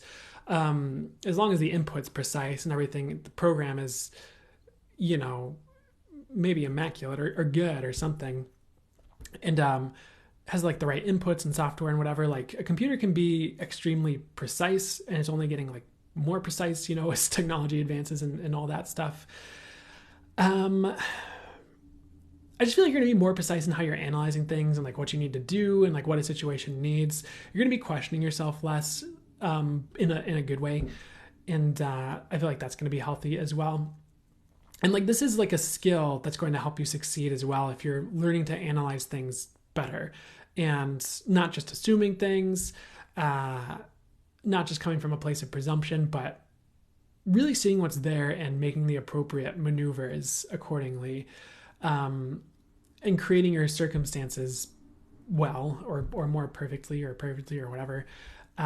So if you have been honing that skill, keep honing it. If this is just something that's coming online and happening, perfect, that works too. Next, they showed me a monkey and they just said, you are overcoming the monkey mind. So don't let it control you. Make sure you are setting in directions and heading in the directions you intend to. And also like to balance that, let source lead you in the directions you're meant to go. One or the other or both is kind of what they said. So I need to sit with that for a second and get a better way to say that for you guys here. So some of you are like setting intentions and you're not doing anything. And that's okay. Like sometimes that works. But there are other times where it's like any little action on top of that would help so much more. So I wouldn't be just like setting the intention like, oh, I want $1 million, or I'm asking for $1 million or whatever, and then just forget about it. I'd be like, okay, like what's one small action I can do on top of that intention to begin moving the energies in that direction, even if it seems more ceremonial to you. One example I've heard is even if it's just like writing something on a note and like sticking it on a wall, it's like that's your affirmation. You're going to say that every day. And eventually the ideas start clicking or the divine guidance comes in or things start flowing. Maybe it is saying affirmations every day. And I know that doesn't sound like much more of an action, but it kind of is because you're actually doing something. It's kind of in a weird way. And if you have more actions you need to take on top of that are more practical, of course, those, if you're asking for it and it's for the highest good, the opportunities to bring that in will show up in some way. You'll either get the intuitive messages to do certain things or build certain things. Maybe it takes a lot of work, maybe it takes very little, but it's kind of like whatever it takes, Don't just sit around and wait after you set your intentions. Like do like something is kind of the message. Again, this kind of depends on where you're at, but this is for those of you who set intentions, you didn't do anything, you're wondering where it's at, and I totally understand. But try doing things on top of the intentions if that's you. And beyond all of that here, I feel like you're overcoming the parts of you that hold yourself back, or the ideas, and there's a siren outside, which is confirmation for me. You're overcoming the monkey minds, as in like even the ideas that other people gave to you or kind of injected into your mind, like through their words in the past that have held you back.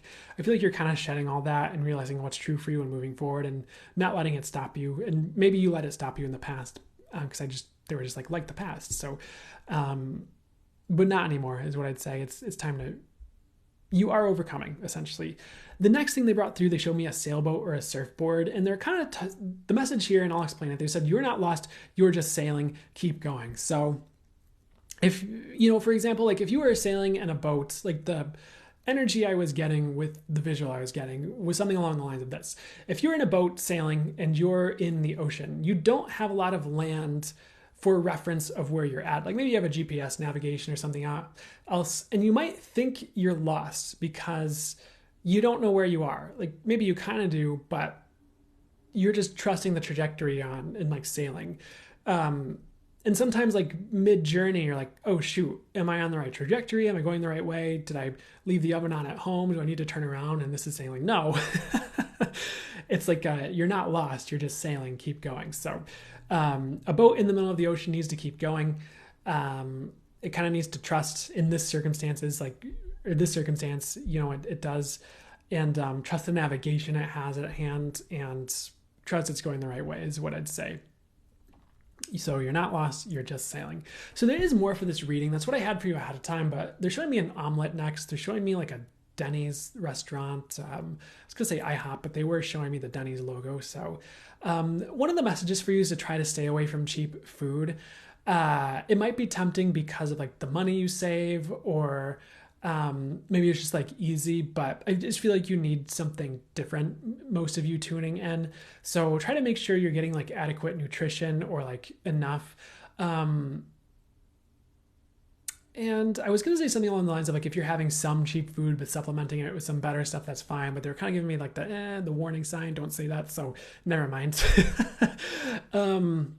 I would do your best to like feed yourself well. Like cheap food's okay from time to time, or like as a filler in between meals, like when there's nothing else around and it's like a last resort. But if it's all the time, like you might start to see a decline in your health. So do your best to feed yourself adequately. I'm not saying you have to go spend a lot of money on food. You could spend a lot of money on like a drive-through meal and it's still cheap food. You know what I'm saying? But just make sure you're using like good ingredients, or at least like adequate ingredients. Probably something that's just, you know what I'm saying, healthier for your body. Don't cheap out on yourself. It's like you're worth it. Your body's worth it. If you can afford it, please do it. And sometimes as we take care of ourselves, or a lot of the time, the universe gives us more to take care of ourselves with because we're honoring our value through taking care of ourselves, if that makes sense. There's a quote that they're showing me and they're like, tell them that quote. And it's from Energy Speaks by Lee Harris, which is the book. It was something about along the lines of like sometimes, and they didn't promise this would happen every time, but sometimes like all it takes to turn around a money situation is like focusing on honor, like valuing and loving yourself without any regards to like what's going on financially.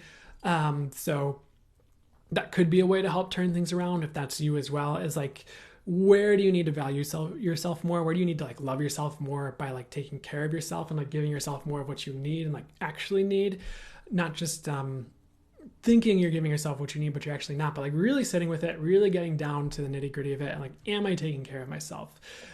Do I have adequate nutrition? Is my sleep schedule okay? And things like that. I guess that's kind of the message here. So they're kind of going back to the surfboard message because we have a sailboat and a surfboard, with that. With the surfboard here, I feel like if you're riding the waves, you're doing exactly what you're supposed to be doing. Sometimes we can't control everything. We just kind of have to ride the waves the universe is giving us, ride the waves that life is throwing our way. And fighting a wave is usually a bad idea. Like they showed me a visual, but they didn't want me to say what it was. So let me say with what they'd like me to say here.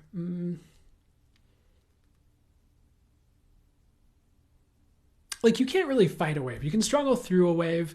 You can try to do some things, but you can't really fight it. Like the wave's going to do what the wave is going to do. And maybe you're like a master manifester and you're great at like manifesting the weather and you're like, angels, keep this wave from breaking so I don't die while I'm surfing. And they're like, okay, or something like that. But I'm sure like, yeah, people are magical and miraculous and you can manifest and stuff like that. But what I'm really trying to say is sometimes like, if a wave's going to do its thing, a wave's going to do its thing, and you have to learn to ride it instead of fighting it. You understand what I'm saying. So just go along with some of the changes that are happening. Go along with the way the universe is steering things. Like there's no reason to fight everything and be miserable when you could go along with everything and be happy in 2 days, if that makes sense. So I guess that's it for the reading. They're showing me a dandelion next. It's about owning your power because there's, dandelion, lion, solar plexus, yellow, all that. I definitely would be owning your power. This also like isn't a good time. Being steered by the universe and the waves and all that, that's one thing like we were just talking about, but being steered by like other people and their opinions is a bad idea right now for you. It's like, it's one thing if someone's channeling messages for you or being intuitive, it's accurate, it's helpful. It's another if it's like your mom being like, you need to go get this job. You need to marry this person to honor our family line or something like that. And it's kind of, I'm sure your mom doesn't sound like that, but it's like, that's just not helpful. And like the universe might be calling you to do something completely different. And it's like, who are you going to listen to? God or your mom, like, or God, or your friends who might not even be in your life in a year, or maybe, and I'm not putting this on you and I don't wish this for you. I'm not saying it's going to happen, but maybe your mom could be like dead in like 10 years. And then you just like wasted your life doing all your mom's opinions and stuff. And then she's gone and you're like, wait a second, I did this for her. She's not even here. What the heck did I just do? And there was just like this channel I did like yesterday. I don't know if I'm actually going to release it or not. It was like a video I did. It was originally going to be for YouTube, but I was kind of getting maybe not to post it. So we'll see what happens. But I remember one of the things that came through and it was something along the lines of like not limiting your life. I'm paraphrasing a little bit based on like what help me. Can you guys give it to me again? Not limiting your life based on what someone says, because they could die at some time in the future. And once they pass on and they kind of lose that human personality, they would want you to succeed in the ways you were supposed to, that the universe wanted you to. Once they lost like the ego and they were in spirit form with higher knowing and higher connection and in the light and all that stuff, like they'd want you to succeed and go in the direction you were supposed to, even if they didn't agree with it on the human level because they were religious. Maybe they'd like pass over and be like, oh, that was totally legit, like that whatever channeling thing or that Reiki thing or whatever, and then they would like help you with it on the other side or something, like maybe. So it's like, who are you really serving when you serve someone else's ego with your choices? Like nobody, like literally nobody. So I guess that was potentially a potential takeaway from that channel. But I don't know, that's like another perspective to keep in mind, I suppose. I don't know if that was the perfect way for me to bring it through, but hopefully that's helpful on some level. Like really trust your divine guidance and like what you're called to do. It's not a good idea to serve other people's opinions and their stories and what religion told them to do. And yeah, sometimes people have freak outs, but that's their stuff, and they should be working on that instead of projecting that all over you and trying to get you to fit into their mold that they want you to be in for them to feel comfortable and safe. You understand. And that also reminds me of another quote where it was something along the lines of like, sometimes when we're doing something, like potentially like if someone were to dim themselves down, like it seems like you're doing it to keep them comfortable, but you're actually doing it to keep you comfortable, to keep them from reacting, and you don't have to deal with it. So it could be all of it, but it's just not worth it. So maybe you understand where I'm going with all that. Just don't put other people's opinions before your intuition and what you're called to do. That's probably all I needed to say, right? But I also just get that the waves are coming, like these waves we're speaking about. So there might be a lot of things you need to serve or like things you can't control, but it's leading to a good place. It's kind of like the universe taking control. I'm like, okay, you're not making a decision, or you're trying to get to this place. I see the way. Grab my hand, we're going. And like maybe it leads you through things that are uncomfortable, or you're not sure about what's happening, but again, leading to a good place. So trust the waves is what I'd say on a more final note regarding all that one. I guess there's more, because I thought we were going to wrap it up, but there's a few more showing up before we end out. They're showing me a leaf. It's kind of falling off of a tree and helicoptering down to the earth. Just this green leaf here. So what's the message here? I feel like I'm going to say this a billion times today, but if you're losing anything, it's only what you're meant to lose. So they're indicating they are done. There was a quick message about letting go of religious trauma, but I don't think that's for all of you. I think some of you, like, it would do well for you to like work through that or work through that in some way, because it might be holding you back if you identify as someone who's religiously traumatized. But I don't know, beyond that, hopefully you're fine. But that's it. Hope that helped, resonated, did whatever was for your eyes good. One last message. They're showing me a lollipop as I close out, which they do sometimes. It is about sweetness, and it's about like an expansion. And maybe you feel like you're at the end of sweetness in your life in some way. Like you feel like it's ending or coming to an end, but it might be just about to expand. They're showing me like... I'm about to get into certain things. I'm not sure I want to, but they're showing me like the Big Bang, sort of. Because what I get for the universe, I'm like, oh, whenever I ask my guys, like, when did the universe like begin? They're like, oh, it didn't begin. It always was, like, it's always been, or something like that. So sometimes I hesitate about like the Big Bang, and maybe the Big Bang is just part of a cycle of the universe, or maybe the universe expands and then like contracts and then expands again, like it's breathing or something. I don't know. But there was something like that I was shown one time, but I feel like I need to sit with it and get the right words before I open my mouth too much more on it. Anyways, they were kind of showing like this lollipop's like almost gone, or it's like contracting to this point, but then it's like boom, it like expands out again, and like a big bang kind of thing. So maybe like you feel like there's a situation that's ending and it brought a lot of sweetness. You're like, oh no, but then it just kind of like boom, and it like expands, and like you get a ton more of it where you weren't expecting it. And you deserve it, by the way. You don't deserve like a crap ton of crap, most of you. And if any of you tuning in do, I feel like you'll get past that probably pretty soon. But I don't feel like any of you really do, honestly. So I don't know. If you feel like a situation that's been sweet is ending, it's either it's not, or it's about to expand into more sweetness, or something's coming in to replace it that's like a big bang of sweetness to replace it. But I feel like it's probably the same thing, just re-expanding. Okay, that's it. No more. We're going to move to the air signs next, but I hope that helped. And we're going to move on to the next reading in a second after we hang out. I'm in awe. He keeps talking about different things, visuals I've been having this week. Well, it's cool that you've been having those first and foremost, but I always love the synchronicity and I always love hearing about it. So what I'm hearing, because you said you're tapped into the collective energy, you're tapped into you and to source, and this is just like confirming like what you're getting, or what you're tapped into. And sometimes you might be getting things that are coming up in the reading, so it's affirmed for you, or so that you pay attention to the message. Like there have been times as well where I've gotten like synchronicities outside of myself. Like there's one time I was like walking to a grocery store and they pointed my eyes to this like pile of like firewood, and like as I walked by, and I that's my I know how that works for me. I know my process and like what synchronicities are like for me and all that. So I just knew it was a synchronicity. I'm like, okay, what's up with that firewood? And they didn't really. Now usually what they'll do is like they'll be like, you'll see. But before, like if I saw a synchronicity and I knew it was a synchronicity and I asked what it meant and they didn't give me anything or I didn't get anything, I just knew it was something that would be talked about later. And so I had the firewood synchronicity, and this has happened multiple times like this. And then I went and had a reading with someone who's good, and she brought up this like whole like visual and message about like how there was like it had to do with like wood in some way, and that was just like the universe being like, yeah, it's like, one, it's all connected. Two, it's like, yeah, pay attention to this message. It's like affirming like what this person is saying.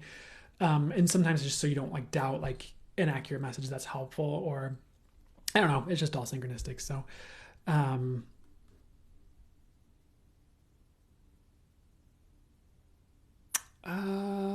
for whatever reason, for the authentic mystic, you said something about how you haven't been able to make a move that has led to anything good in months. And the instant thing I heard is like, try releasing. So as far as like releasing what, well, I don't know if maybe the specific is for you to know and find out or work on, but it's like, if there's something you need to release, I'd definitely work on releasing it, whether it's something that's yours you need to release or someone else's or whatever, an energy, a thing.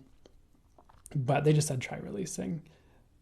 And I feel like you'll know what that means in a second, but hopefully that's helpful. I love and resonate with all your messages. Thank you. You're welcome. And I'm so glad to hear it. Mona Lynn Taylor, thank you.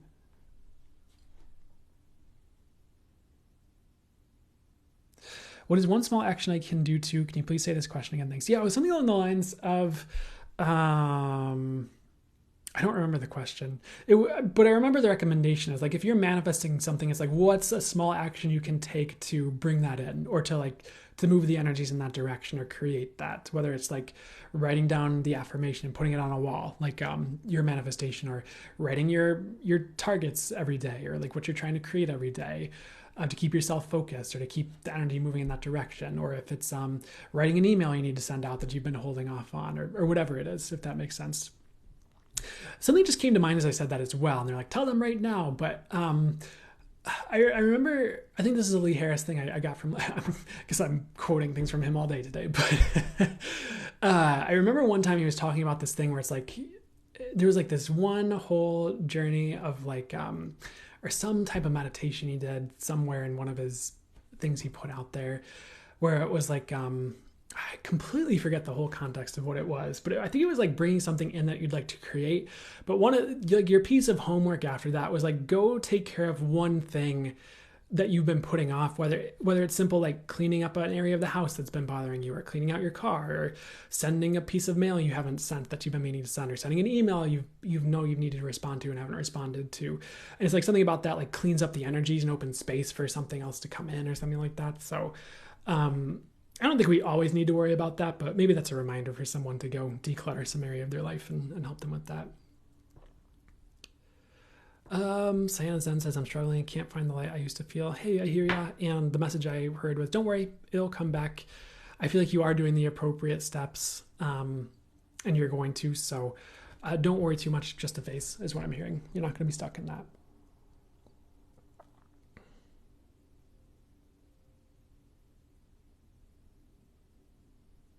I was just making rainbows in the sun with hose. Oh, I love that. That's so perfect.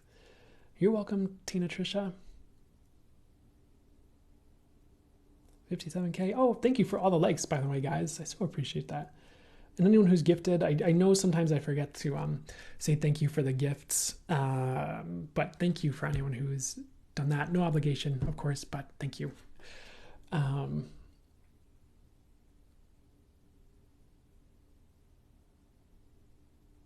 the flow be restored. I like that. I'm also, sorry, I don't mean to like jut into everything you guys are saying in the comments, but I just heard another thing where it's like sometimes the flow is disrupted to get us to see something we need to see. And it's like nothing personal is something I said I was getting as well for some of you who need to hear that. And it will come back, like Jenny said, it will come back.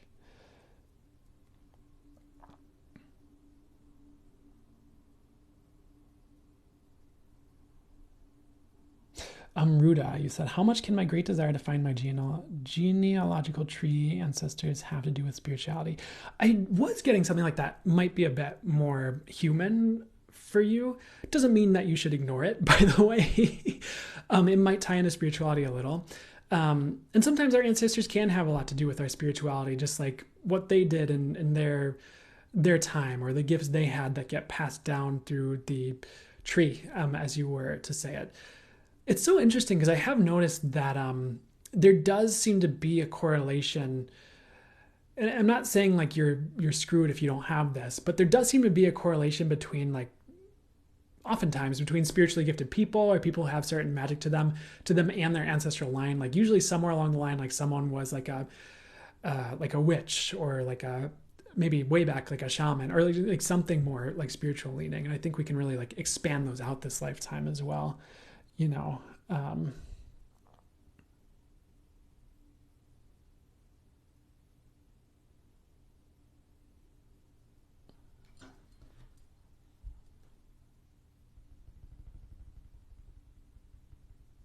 Moni, you were asking, did you find your gifts were easier to access as a child? Not for me personally. You say you remember having some wild experiences. Maybe some of them. For me, it's like now. It's way easier for me to access it now because I know what's happening most of the time, at least. And I've consciously trained it to that level, I suppose you could say, or I've been guided to it or through the circumstances I needed for that. But I feel like what I get from me is I'm much better at it now than I ever was. And as a child, it was there, but people trained me out of it. Or, but you know, now that I think about it, I remember like stories of, they're telling me to tell you this, so I guess I'll tell you. I remember a story my mom had of me, like, because I'd be in my little like bouncy, as a baby, by the way, not as a 16-year-old, but I'd be in my little like bouncy seat, you know, that had you kind of laying back, and I guess I'd just be like staring up at the ceiling and like laughing. And she'd be like, what is he up there, like looking at up there, like seeing up there? And then she'd be like, oh, you know, kids can see angels. He's probably seeing angels. So it's so funny how that all kind of tied together, I think, with like where I'm at now and what I do now and sort of.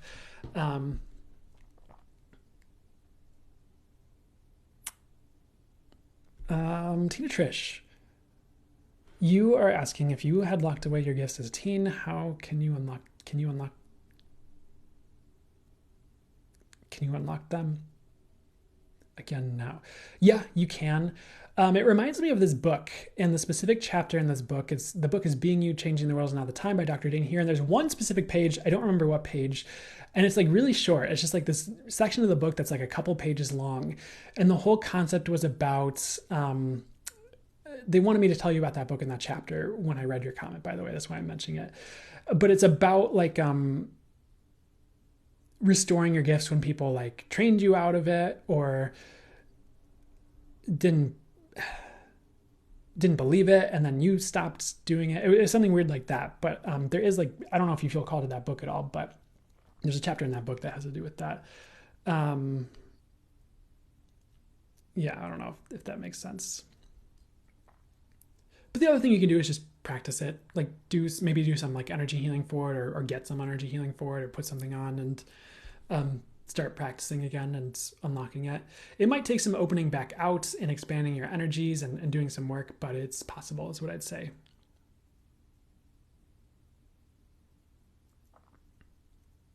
They would like me to start the air signs reading now, so man, there's too few characters to type. I totally hear that for TikTok. Water reminder. Thanks, Ruda. I will definitely have some in a second here. Yeah, I feel that. I know like sometimes in the comments, like it would be so much easier for you guys to have a good, maybe in some ways it'd be helpful if you had more characters to work with, just so you could flesh out your questions more, explain certain situations you're asking about more, or I know like in the comments for me, there would be people who would just be like on a video or something, people would be like hating or whatever, or they'd just say something really like abrasive comments. And like, I didn't really take the comment personally, but it was like because of the character limit and the comments, like normally what I would have done if I were guided to would just kind of give a more in-depth answer, like explaining the concept or the topic or the situation or what I meant. But because of the character limit, like you can't. So it just like with the character limit you're given, it's like hard to say much more than like, no, you wrong and bad. Like, and it's like, go away. Like it's just not literally that, but like it's hard to get much more than like and it's not even what I'm trying to do. So I just tend not to respond to those if I'm not guided to anymore, because it's just silly. It's like, I'd love to have a very calm and just more fleshed out and collected conversation with, you know, accurate channel messages in it. But it's so hard when it's like 100 characters or less and they're just being mean, which it didn't affect me at first. But then when I can't like explain it, I just get more frustrated. So that's my experience with it.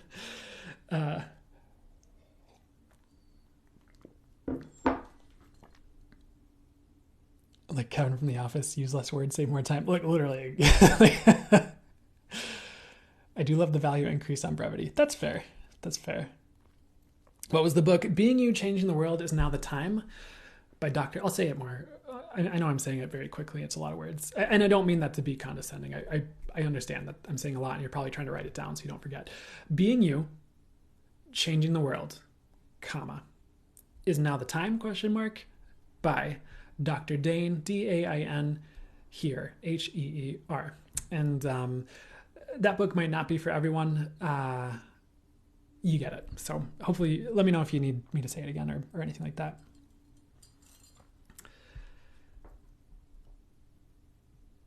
Great on Audible too. Yeah, I love the Audible version personally too.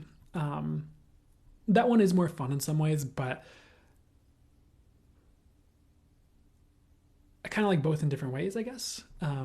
Being You, Changing the World. Yes, Is Now the Time by Dr. Dain Heer. And I think you'll have a picture. The cover is like a picture of him like looking like a hot dude or something on the cover or something, I think. Full disclosure, I am straight, but I don't know. I think they got a good shot on that one for him.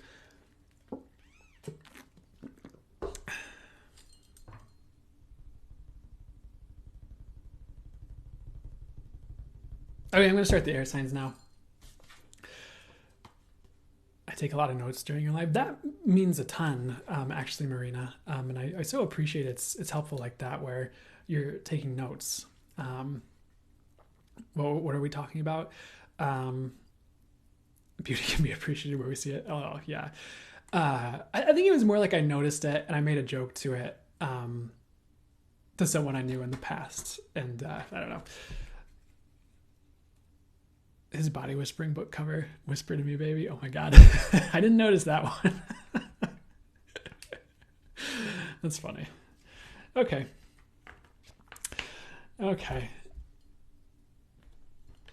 Let's JK though, but are you? No, just kidding. It's fine whether you're joking or not. You're allowed to be attracted to people.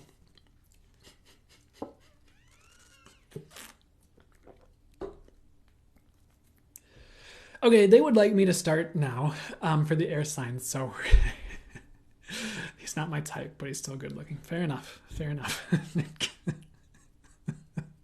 Not what I intended to talk about with this live, but that's fine. So for the air sign, Sun, Moon, and Rising, this is for you when you see it. And I've got channel messages that came through ahead of time, of course, and my spirit guides, angels, and source will bring through any additional information that's for your eyes good as I read through these. So let us begin. The first thing they show me, which they show for the air signs sometimes, they like basketball references for some reason. They just showed a slam dunk. They said you are going to have more wins, kind of like the earth signs, but maybe a little bit different. I think I feel like after a period of losses, you're going to have more wins. So keep your head up. Keep your head up, king or queen or monarch. If you don't have a specific gender you identify as. But you are headed towards more wins and just like better outcomes over the next year. So keep your head up, keep going is what I'd say. They're also showing me a ripple effect. Like I feel like your actions are going to have ripple effects. Like you might not think you're having an impact with what you're doing right now, but you are, like either how it plays out in the future or the people you're affecting. So don't give up on like having an impact on the world if you feel like it's very little. Like it's not, is kind of something I'm getting. And you know, sometimes helping one person changes everything. And sometimes that's not like that's that's on an as above so below level, but sometimes it's very practical. Like you say one thing that changes one person's life and they go on to change the world, and that was like a crucial moment for them. So don't discount the little things you're doing for people right now. It could be changing everything, and you don't realize it. And there's also just a message that you are worthy. Like, I mean, it's kind of a general message, like you are worthy of the things you desire and things like, I mean, it's not really, I mean, that is for you. But you're also like worthy of having an impact, having a bigger impact. So if you're trying to have an impact, don't give up on that as well, is what I'd say, whether it's through a business or whatever. So the next message here, there's an in-between message that they're adding between the two messages I have ahead of time. They're showing me a compass, but they're showing this compass like spinning. And it kind of reminds me of, is that Pocahontas, the Disney movie, the cartoon, where the old one, like in the 90s, I think it was in the 90s, where there's like a compass and there's like a wind and it comes and it blows the compass and points in a different direction or something. I'm thinking I might be like smashing all my Disney cartoons together, but I remember something like that scene. I feel like it's a change in the winds and it's a change in direction, but it's like warranted and it's perfect. Sometimes when we change direction or our direction has changed, we come into fear because we think where we're headed is our reference point. And that's almost like how we define ourselves. It's like, oh, I'm going to be a content creator, Instagram model. I don't know, I'm going to be an actor or actress. I'm going to be this. But when we course correct, it's like we lose an identity because it's like becoming that thing was our identity. So if you're course correcting and becoming something else, that's okay. And it's probably the perfect move, I'd say. Or if it's coming about in a different way than you expected, like that's fine. Just like follow the compass or the redirection. Next, it was kind of a similar message. There was this message about, they showed me wind and they said like, let the winds carry you. Don't try to force your way. The universe is steering you if you let it. Let the winds carry you home. The universe is forcing changes in your life. And that last message is the one they're really talking to. They're like that one. So the universe is forcing changes in your life, which ties in with the compass and some of the forced changes you're forced to go through. It is like a good thing. It's like the universe doesn't force things unless it's time and you're ready and it needs to happen. But when it's time, get out of the way, because nothing's stopping it, you know, because the universe is everything and can just redirect everything and change things on a dime and stuff like that. So I also like wouldn't get caught up in the way things are right now, but trust things will be redirected for the highest good is what they're saying. I know one of the other signs had a similar message, but I do feel like the winds are going to be filling your sails a bit more, helping you to fly a bit more, helping you to go in the proper direction. So again, like don't try to fight the wind in your life if it's like forcing you a certain way, like let it carry you. And sure, maybe you need to course correct or work with the wind a certain way so you don't like crash land against a tree or whatever. But overall, if you're going in the direction of the wind, you're going to be fine. And by wind, it's a metaphor of like, where is life steering you? Like, what is life forcing to not work? What is life making sure works no matter what? And like going that direction, where the roadblocks aren't stopping you over and over again or something like that. And some of you just know what I'm talking about, so that's fine. Next, they showed me a banana. They just said you are leaving behind things that are crazy. It could even be like ideas. But they also said like, good for you. Like, don't stay around people, things that suck you dry, like especially like energy wise, or like stay away from things that like vampire off your energies or things like that. So you might be leaving behind, I mean, hopefully you weren't dealing with crazy people, but you might be leaving behind like people that were crazy, or circumstances, or just ideas that potentially weren't ever going to work. And sometimes we have crazy ideas that do work, and they're the genius ones, but sometimes not. Maybe we think we could, and maybe this is possible, by the way, but maybe we think we can get 1 million followers and sell our course by filming a bunch of videos of throwing eggs at people, but maybe we need to do something else. Maybe egg throwing isn't going to sell courses. Maybe it's just going to get people to laugh at egg throwing man and or woman or person, and they don't get any value of it, so they don't care about your course about how to cook or whatever. I don't know. But you understand what I'm saying. And again, I'm sure someone could make a 1 million follower kind of account just by throwing eggs at people if they did it right, but that's another thing. Next, they showed me this, they gave me the word truth. They just said truth eruption is a theme. You guys, I believe, had this exact same message like the past 2 weeks or something similar, where it's like there's a lot of truth erupting.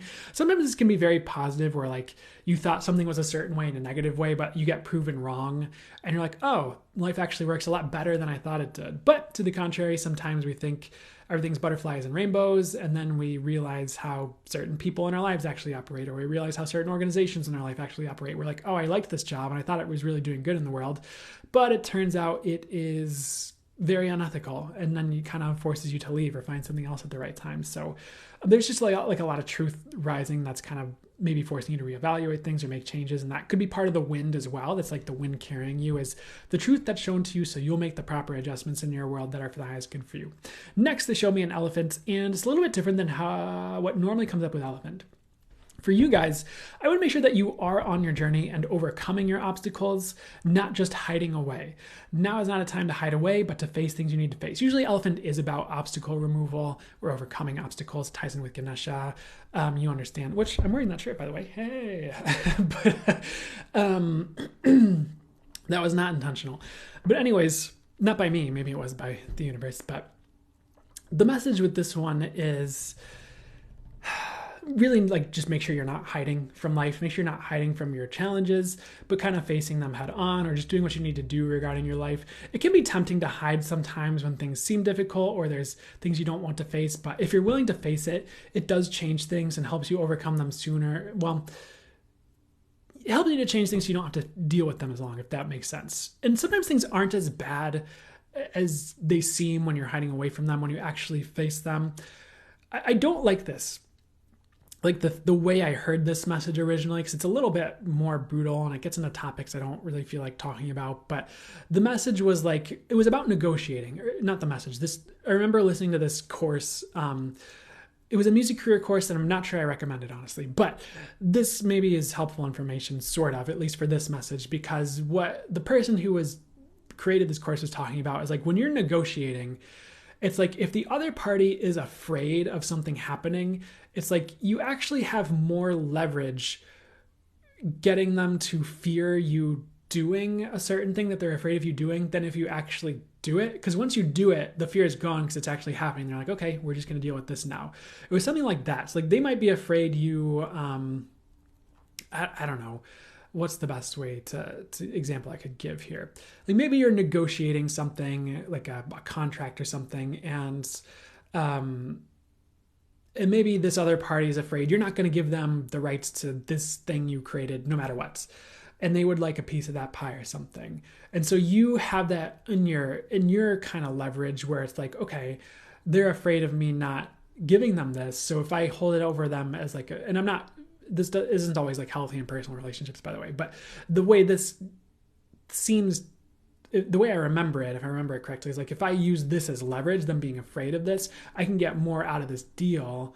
And hopefully you'd be going for a win-win in the first place, right? But you can get more out of this deal than if you actually just like take it off the table because they're afraid of it and say, no, I'm not giving you this. Because then it's kind of like, okay, well, their hands are tied. They're not as afraid of that happening. So that actually has less leverage because it's already like you've already kind of like pulled that card, if that makes sense.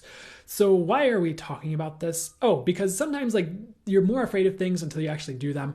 I feel like going to the DMV is like a good example where it's like you'll put off going to the DMV because you don't want to deal with the potential like work, which I don't know. I've gone to the DMV and there've been some really cool people that work there sometimes, not every time, but like you don't want to sit around in that group of people in that musty room and everyone just seems miserable and you're like, I don't like being around these people. But it's like if you just do it and it's over with, then you don't have to worry about your new license plate or getting pulled over. You don't have to worry about your whatever issue. It probably wasn't all that bad. It just was a big thing in your mind, or making phone calls. I personally, thankfully, didn't have too much problem, like, calling and making doctor's appointments when I was in my 20s. I know, like, that used to be a big internet meme where everyone's like, Mom, will you call the doctor for me? Like, oh, you're like 20, you're like 32. What are you doing? But things like that, where it's like people don't want to do these things, but then they do them. You're like, oh, okay. Or even if it was a thing, it's like, then it's over with and it's no big deal. So I don't need to just do things, I guess, is the message. I don't need to blather on about that topic too much longer. The next thing they showed me was like rock candy. So it was kind of like, they kind of tied it in with like not Rocky Road, the ice cream, but like a road that looks rocky or a little bit rough, but it's like your path. So it's like, even if things look, the message is like, even things that look rough can be sweet. Kind of like, it's like a weird pun thing, like with rock candy. So you don't need to hold yourself back from something just because you're scared of it. Again, kind of on that theme.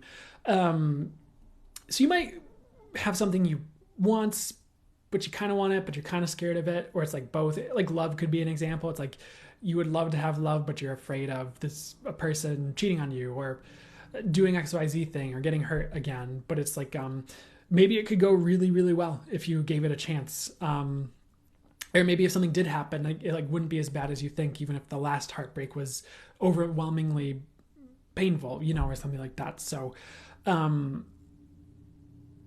there might be things that look rough that you'd like to do or paths you'd like to go down, and they're not actually as rough as they look, and they're actually pretty sweet. And it might be something that Spirit's urging you to do, where it's like, okay, go down this path. You're like, no, I don't want to have to go through XYZ rough thing, la la la la la la, just like that.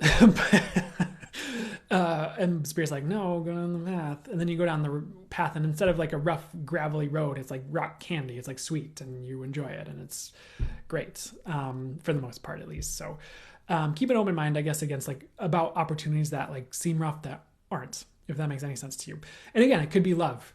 And maybe it's like a rough looking person, or you think they have an abrasive personality, but it's like once you get to know them, they're really sweet and they're not actually abrasive. It's just when they're, in certain environments or at rock concerts or something, I don't know. Maybe around their friends, but I hesitate to say that's a good thing if they're like really awful around their friends or anything like that, but that's a different story. I don't know. Take it as it resonates. The next thing they're showing me is a scarf, and it's about staying warm, but it's metaphorical. So let's see what this scarf is about here. I feel like you are like being handed the tools you need to traverse your journey, and in a way that actually feels good to you, I suppose. Like if you were like told to like go over these like crazy, cold, snowy, blizzardy mountains without any gear, you'd be like, oh, this sucks. That's like a death sentence. But if you're handed the tools and the gear you need, it could actually be, depending on the circumstances, kind of pleasant. So like if you're all bundled up and you're warm and you're kind of enjoying the snow and you have everything to keep warm and you're just enjoying nature and you're enjoying the adventure, like it's a lot better that way. So you are being handed the tools to survive, to thrive, to make the journeys you need. I would just pay attention to what Spirit's handing you, the people who are showing up, the lessons you're learning. It's all preparing you to, if you're someone who's supposed to make it big, either make it big or go somewhere you're supposed to go that is meaningful to you, is something I'm getting. And again, like it might look rocky, but it's not, especially if you have the right tools for it, is something I'm hearing. So I would also just make sure you're using your tools, whatever that is for you, to navigate your world properly, whether that's manifestation, or maybe it is access consciousness tools, because we've been talking about that so much this live, or maybe it's Reiki, or maybe it's meditating, or whatever it is that helps you. Or it could just be your intuition, channeling, all that stuff. There's a lot we could quantify as tools, but yeah, get it. I feel like that's kind of it for this reading. They are showing someone like, well, hopefully it's better than the Oregon Trail, but like on the Oregon Trail, like rafting over water. If you remember that computer game, if you played that, it's most of you are probably familiar, but you had to like get all your supplies and your wagon in order, excuse me, and like get your wagon to the Gold Rush place, I think. But like the game made it out to be very treacherous. It's like you have to like hunt for all your animals, and you have to like turn your wagon into a raft to get across river, but half the time people drown and like your horses die or whatever. And I don't know, it was very treacherous in the game. And why are they showing me this? Let me get back to what's going on here. I feel like you are being rafted metaphorically over things that seem impossible to you, but you can get through them. Again, like there's this, I'm getting like a very similar message again, where it's like something that you think is treacherous or it seems treacherous, but it's actually not. It's like spirit has you. Like maybe the Oregon Trail seems really treacherous, but you can make it really easily or something like that. So I would trust where spirit's leading you and what it's leading you through. Okay, no more. I feel like I'm starting to repeat myself. So hopefully that was helpful. Do whatever was for you guys good. Resonated. We're going to move on to the water signs next. I'm going to hang out for a second and then we'll move on to that. The Oregon Trail played me. I hear ya. How does it get any better than this? Yeah.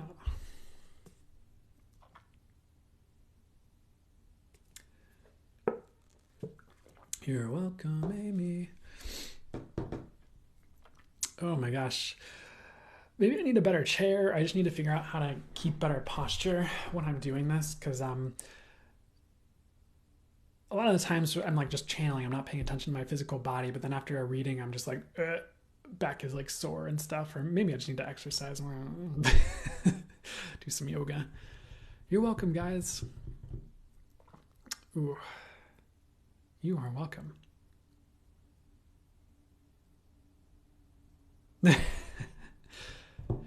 Ooh, 75K likes. Thank you, guys. I so appreciate all of you who do that, tap the screen, send gifts and all that. Never necessary, but do you know your rising? My rising is Scorpio.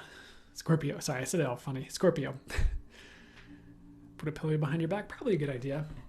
You guys are going to see me next week, and I'm going to look like someone who's like an airline passenger. I'm just going to have like a pillow behind my back and like the neck sleep thing, and going to have like headphones on and sunglasses so no one talks to me. I'm just going to be jamming out to some beats or something.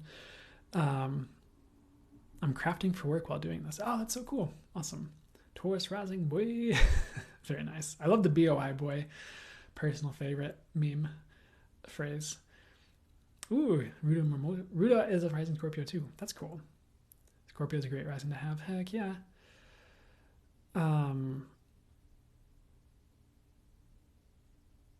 Woof. I feel like I am feeling it today.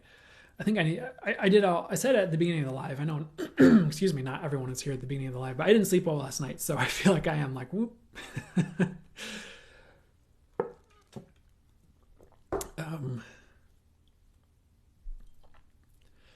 was getting everything this. Need a break? I can not really. I can do one more in a channel. But after that, yes, I will need a break.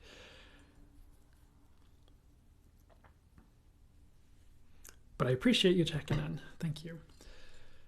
We're gonna start water very soon here. I know I typically hang out a little bit longer, but I'm adjusting to this time zone. It's been tough. I hear ya.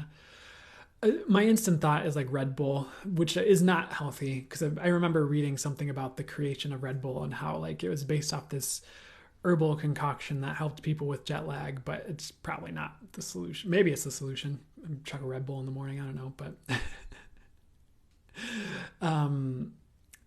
I used to be, personal story, very addicted to energy drinks. I don't even know if I'd say very addicted, but I used to drink way too many of them when I was like a teenager. Which was a while ago, by the way. I'm not a teenager anymore. I'm in my early 30s. Me 30, but I'm 30. But anyways, I've been I get corrected if I start drinking energy drinks again. The universe is like, no. Because should I tell you guys this? There's something better I should say. I mean, there was like a moment where I worked nights and I would drink a ton of energy oh my God. Oh, habits of words. But I was drinking a ton of energy drinks, not energy work. I mean, I did use like symbols and blessed the energy drinks, but you still probably shouldn't be drinking them. And then the universe kind of got on me for that in a way, or at least someone did. And then I started drinking Red Bull a little bit, like one a week, again, and then the universe got on me for that, it seemed. So I don't know, I just don't drink energy drinks anymore. I just drink coffee and trust life, I guess.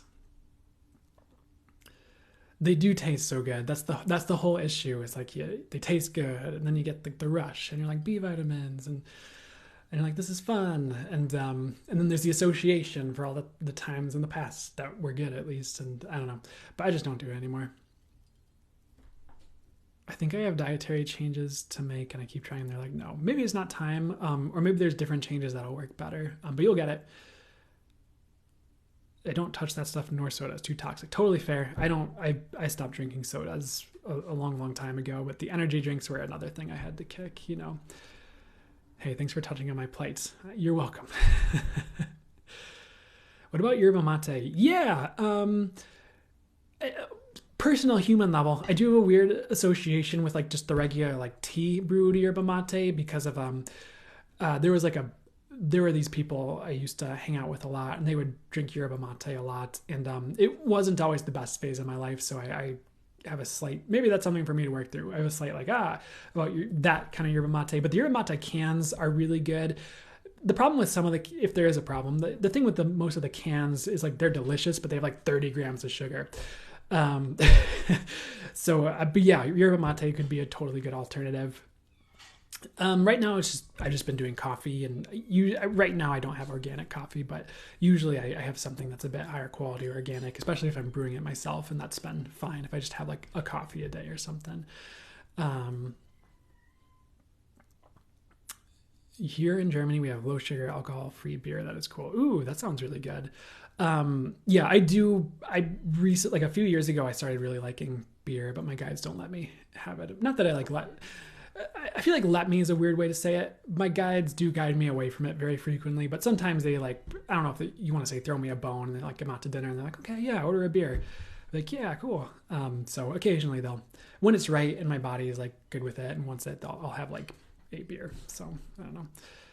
I'm about to try mead for the first time. Ooh, I hope it is really good. Mead can be very good. Depending on the mead. Okay, sorry, I got off track. Let's do the water signs. We can do a hangout later. I don't have anything ahead of time for the water signs.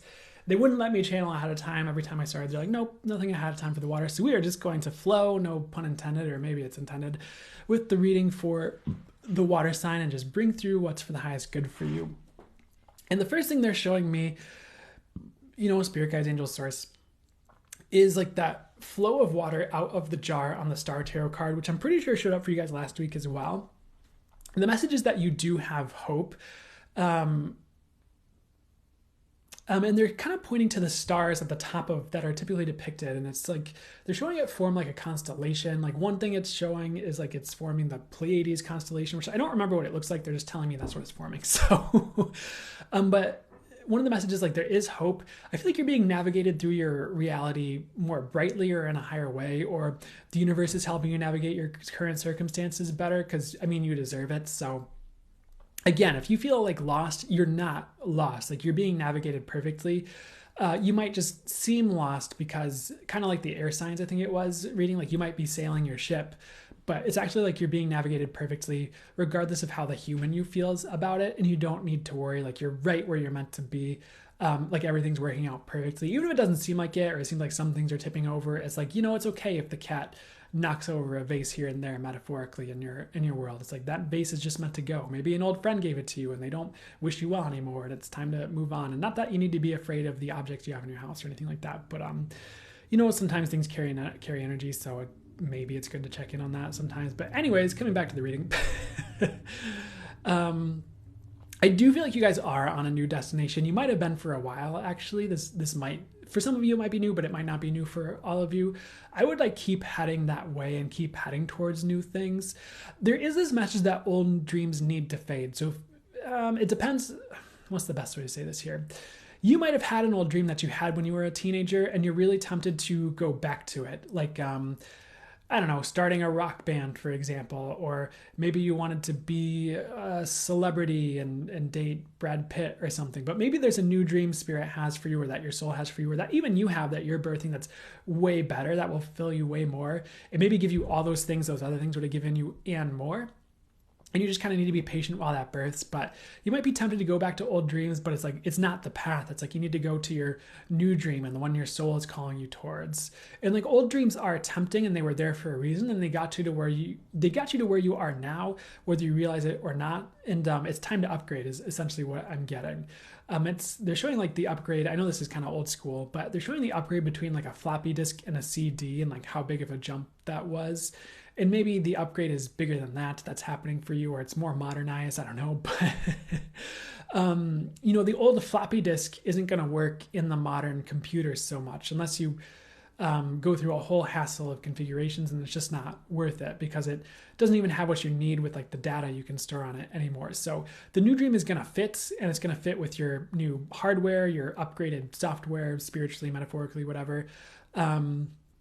It's not going to be old and decrepit. It's going to hold up. So the new Dream is the way to go is kind of the message I'm getting for you guys right now. It's kind of like that old information needs to go. Like if you have like lingering old like dreams or ideas or things that you really desire that you don't actually want, if that makes sense. Like, I don't know, what's the best way to say this? Maybe like we used to want to be a NASCAR driver, but now you like don't want that anymore because you're 40 and it would tear up your body and it's not as fun as you thought, but like there's this like lingering hope for it or something. Like it's just like kind of time to move on. I'm not saying give up on your dreams. I'm saying like move to your actual dreams, if that makes sense. Next thing I have for you here, there is a bit more on dreams, which they've been talking about a lot in these readings, just in general. I feel like it's to encourage you to, what they're saying is it's to encourage you to go towards what you truly desire and not stay stagnant. And not, I hesitate to say this, but the way they're saying it is not stay stagnant and stay like, oh, this is enough, when it's actually not true for you and what you really feel in your soul, and then you feel bored in 10 years or something like that. And for some of you, maybe that would be okay. And I know there's like this, the second I said it, there was all these like dueling philosophies, like, the less you need, the more you have, or like be content with what you have and you'll be happy. And like, that's all well and good. And there's a proper balance to all those things. Or maybe there are some philosophies you need to ditch to make it make sense to you and your soul and your path and journey. Because not all quotes are meant to stay and be our guiding light. Some of them are there for a season. Some of them resonate on a certain level, but not the all levels of reality. And some of them just don't belong in your world anymore. So don't try to live by all philosophies. Like, again, try to find what resonates for you and fits, and that's going to work best for you. Because like conflicting philosophies are like the worst thing to go through. Like you will run your mind 1,000,000 miles a minute and get nowhere. But if you're taking time to get clear on what's true for you, what resonates is true for you, sit with your own intuition or channel messages on it, like you'll be fine, if that makes sense. So anyway, what we were actually getting to here, what would be best for us to get to here? You're just being very encouraged to go towards the new and towards new dreams, not like old dreams that don't fit anymore, if that makes sense. So let's move on to the next thing they'd like to get to for this reading here. So there is more on like the star card as far as like symbolism they'd like to get to or something like that. They're kind of talking about the water on the star card. And they're kind of showing like, because in the star card, I think there's someone like pouring out water, like a jug of water in the pond and then also on lands. But they're talking about the concept of like pouring out hope. And they're kind of saying like, they're showing me someone who's about to pour out hope, and it could be you. And it's like it's also like not the path is kind of something I'm getting. It's like, I would really like, again, the first message is like hope is here. So I feel like hope is coming. Or you're getting a brighter path that leads to a new destination that's more hope filled. So you can fulfill your destiny and live the life of your dreams, yada, yada. And I shouldn't yada, yada, yada, but that's what they said to kind of get that message out more quickly. But I wouldn't like pour out hope. It's like, I feel like the person on this card, in this, it's you is what it's representing. Is like, they're like afraid if they keep this water too long, like this, it's representing hope, that it's like bugs will get in it, or it gets like stagnant, or like flies happen or something like that. But it's like, it's actually safe. And it's like safe to maintain hope. And I know that can be a scary thing when we don't want to have our hopes dashed or something like that. And it's not really a message about like maintaining your hope that you and Brad are going to work out or something like that. It's like your ex-Brad or something. It's more like hope for your future in general, where it's like things can be better. Dreams are possible. Things can happen for me. So don't pour out those hopes, because you might get stagnant if you do that, because then you won't take action, if that makes sense. And I feel like action keeps the dream alive is a phrase I'm hearing for you right now. So keep taking action on your dreams, I guess, which is, I shouldn't roll my eyes at, but it's what I'm hearing. So next we're moving on. They are using cards right now for some reason in my intuitive visuals. They're moving on to a different card here.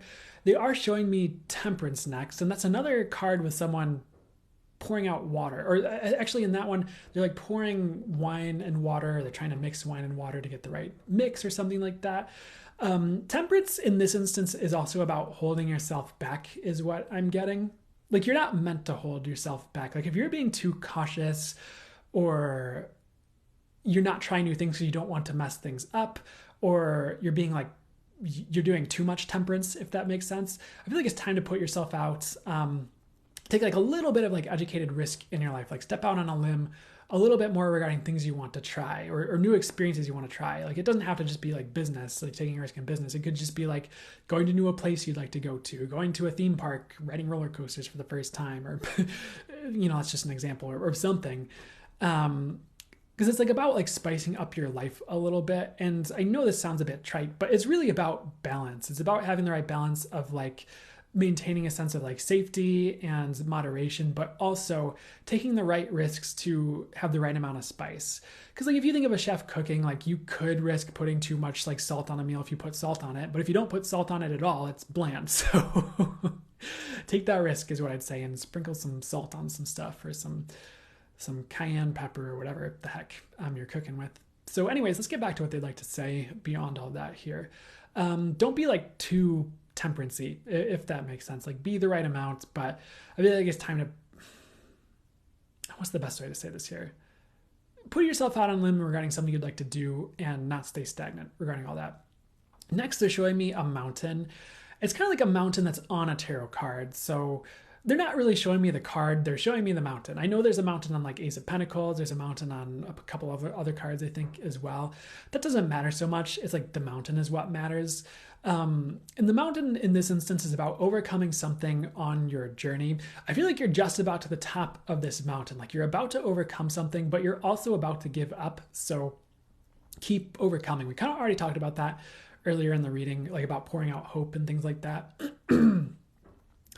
But you're about to like overcome something, so keep going is kind of the message, whether that's in a business, or that's related to a dream or manifestation, or that's related to something you're trying to create, or personal healing, or something.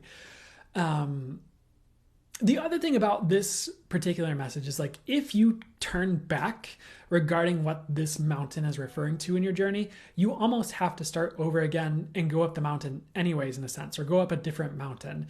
It's like, if you're trying to create a business and you're about to like give up on that business, like, you might be like one thing away, or one crux moment away from like being successful, or bringing success in, or like finding the meat and potatoes of your success in your business, or what's going to work. And if you like turn back and give up now, you might either start the same business because you're like, wait, I shouldn't have gave up, or you might start a different business and have to do the same thing, well, in a sense, if that makes sense, or like climb a different mountain. And maybe it's different, or maybe it's easier, but it's like not the same, but you still have to overcome stuff, if that makes sense. Or maybe you're like working on healing something and you're about to give up, but if you give up, you still kind of have to heal that issue, right? Like, you still have to kind of go through what that issue entails, so, or that pattern. So I kind of just feel like giving up is not an option regarding like something you're overcoming.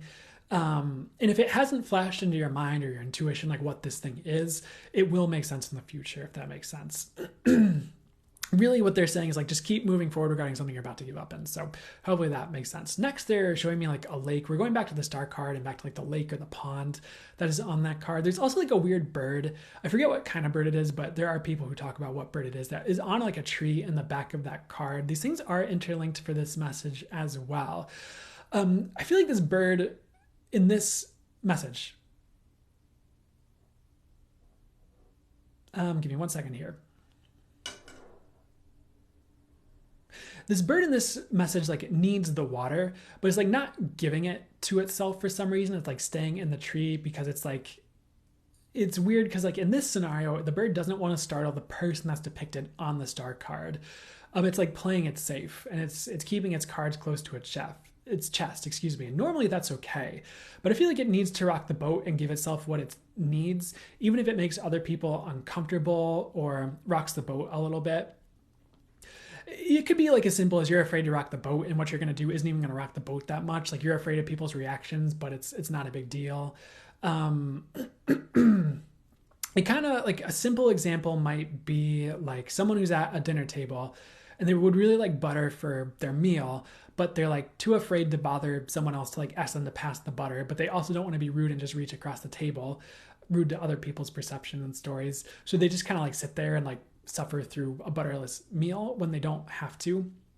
So it's like kind of okay to like rock the boat a little. And I'm not saying like tank everyone else's life and throw a fit if you're not getting something you want. I'm saying like if you need your needs met and you have to like do something that makes someone like rocks the boat a little bit, like that's okay. Like you're supposed to be able to speak up for your needs, if that makes sense. So and this could be about your journey as well. Like you're afraid of making moves because you don't want to startle people, disrupt people, disrupt a relationship, make people jealous, etc. But it's really just holding you back, and it's actually not even helping the other person. So just do what you need to do is kind of the message, and like do what you need to do for yourself.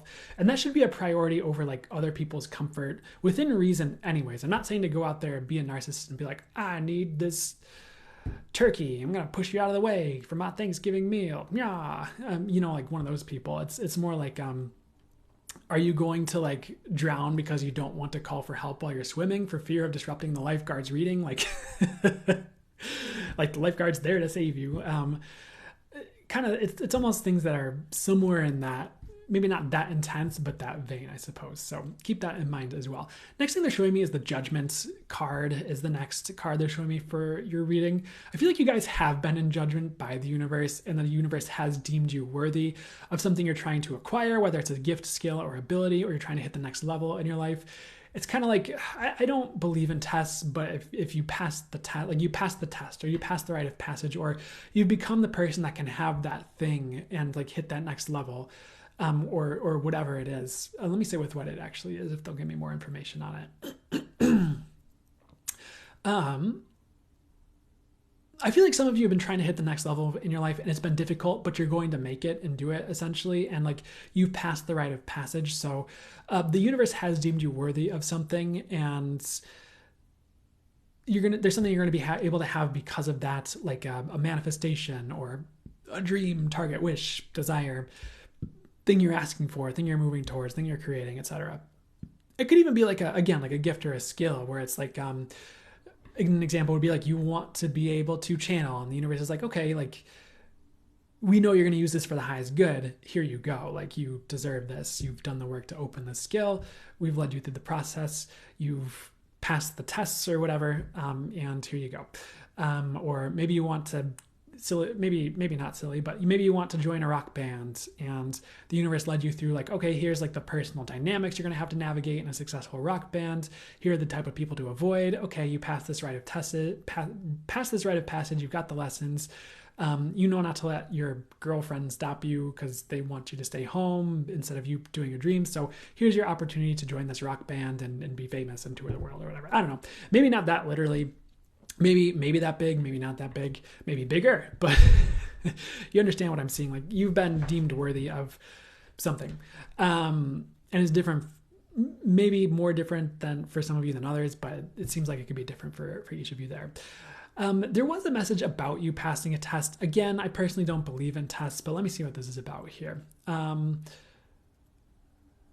It's like sometimes the universe puts you through this thing that's like, are you the person that you need to be in order to have this thing?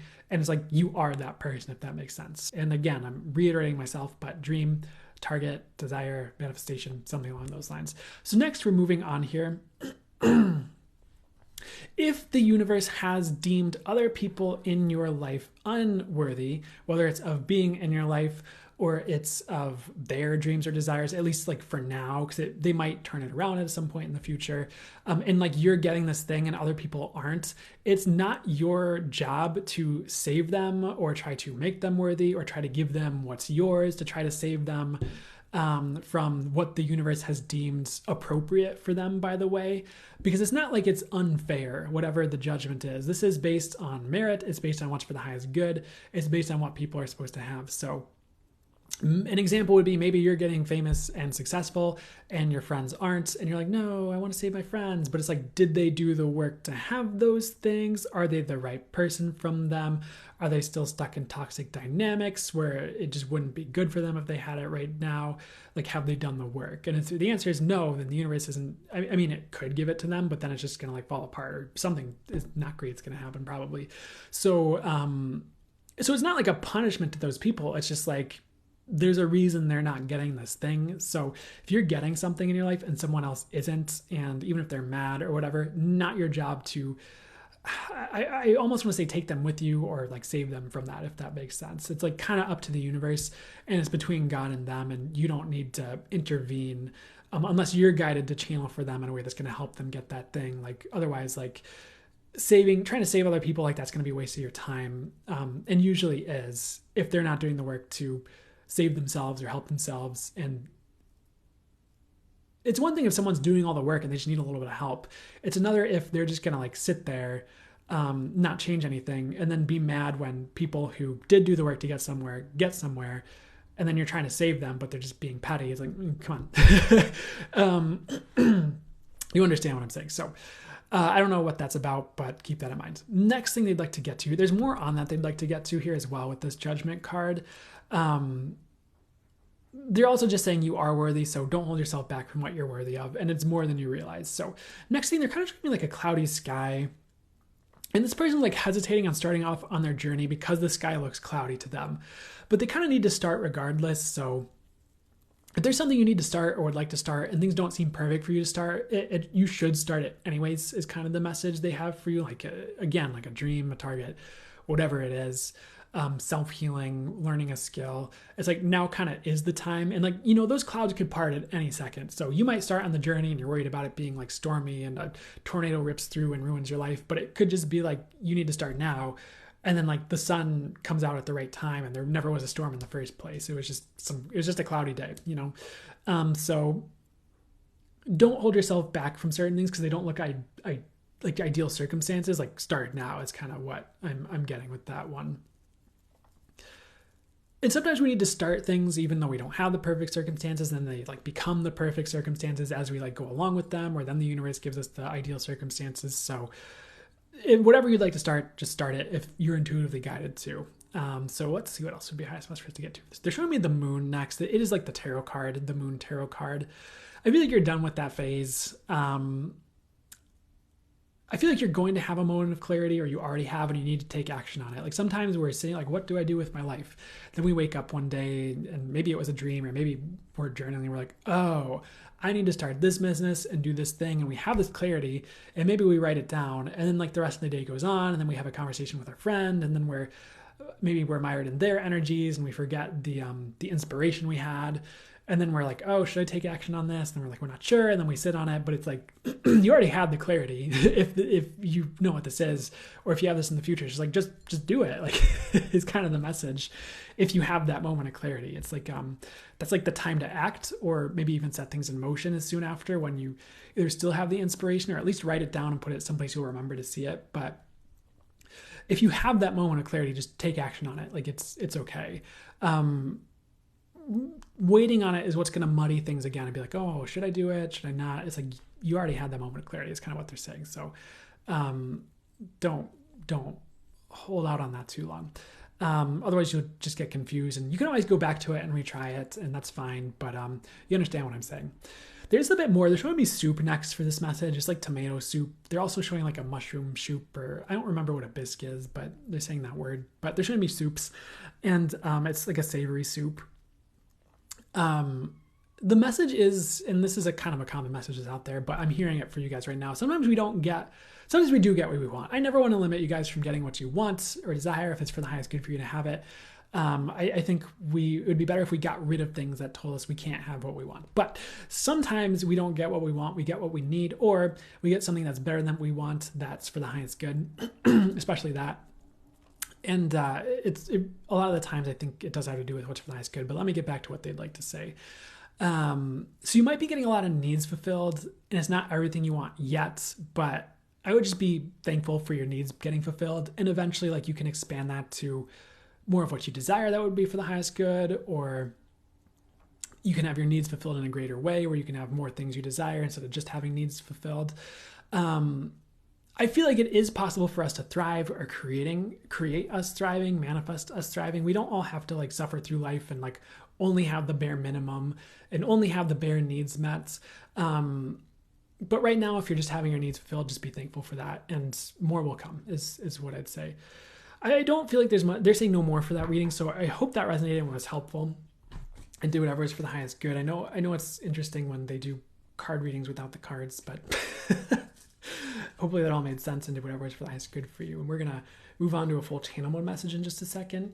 There is just a quick reminder that you're not average people. And usually they show me a sparrow for like this message, and they did, where it's like, you're not average people. Like, don't pretend that you are. Don't pretend that you're just meant for average. Like, there's more for you. I feel like the more you believe that you're not average and like you're unique or special in some way, like the more you'll just feel more yourself, instead of pretending to be something you're not, if that makes sense, or trying to squeeze into society's box. Like, that's just not helpful. So don't do that. Okay, that's it. They were showing me a waterfall, but they just said things aren't going to fall in the way you suspect. They're going to fall in ways that are better than you suspect. I'm going to stop there. So hope that was good, and we'll move on to the next phase in just a second. Loved it. Played with my tarot cards reading. Resonated a ton. Very encouraging. So glad to hear it. So glad to hear it. Oof. Authentic care. Be unapologetic. Love yourself too. Heck yeah. In a healthy way. For that is good. Dang, I totally missed it, haven't I? It'll be on YouTube in the next couple days, but you missed that part of the live. Yeah, I'm sorry. You're welcome, Catherine. You're welcome, Sophia. You're welcome, Marina. So glad to hear it. Have you done air? I have. Again, if you missed your readings, they will be on YouTube in a couple days. And you can find my YouTube through my Linktree, or I think there's a link to it on my website as well. And all that's in my TikTok bio if you feel called to check that out, or anything like that. So it was perfect, Brandon. Thanks, great lives, 9 great lives. I appreciate it. You're welcome, baby Jean. Oh, perfect. Water has so much going on. Felt a lot of Aquarius star energy shout outs in the message too. Yeah. Tell your guys they're super cool, and I'd love to have a beer with them sometime. Maybe in the future. But thank you. It's so accurate. Thank you very much. I love the messages. You're so welcome, and so glad to hear it. Perfect. And I always appreciate the appreciation.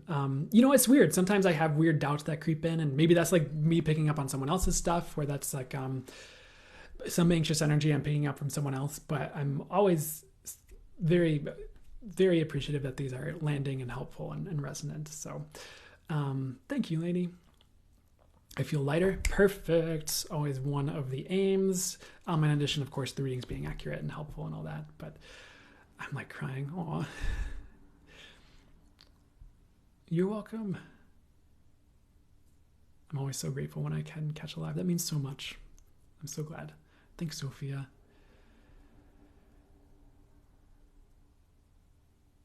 Heck yeah. There is always hope. You are my favorite channeling reader. Thank you, Dana. And I'm a picky Virgo stellium. Well, I appreciate that a lot. And I trust your pickiness regarding that, is what I'd say. I don't know if that's the right thing for me to say, but that or better. Fully if that's good. Oh, thank you, Honeycomb.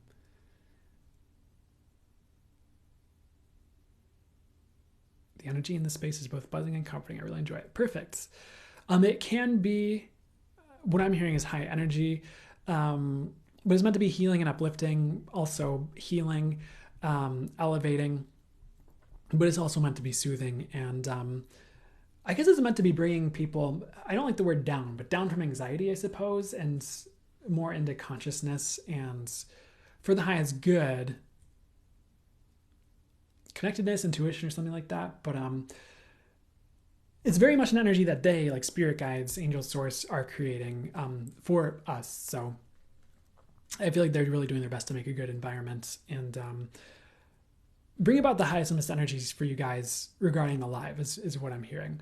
And And also what I'm hearing is like you guys, and I need to be careful with my words, contribute energy too. And it's not in a way where it's like the live is like stealing from your energy or people are like pulling on your energy. It's more like if you're setting an intention to get something good from the live or something, like that's helping everyone too is something I'm getting. So and the negative intentions don't count if anyone's doing that. I just heard too. So I don't know. But because they really protect it. But and the same with anyone who's doing good work, you know, that's spiritual and has merit and is connected. Like those people are divinely protected. So 888 likes, heck yeah. So they would like me to start the full channel. This one is about truth, I suppose, and bringing the energy of truth, but helping you unlock truth inside yourself as well. And it's going to be about the energy with that. As far as like the messages they'll bring through, it might be a little bit different, or it might be spot on with that. But they're showing me a tiger, which may or may not show up in the channel. But this is supposed to be for you guys specifically, like the people who show up and watch this, and maybe people you talk to as well if they need a message from this as well, and you remember something and share the message. But and again, it's also meant to be for you when you see it. So if you're watching on YouTube, then perfect timing is what I'd say. So I'll give myself one more second.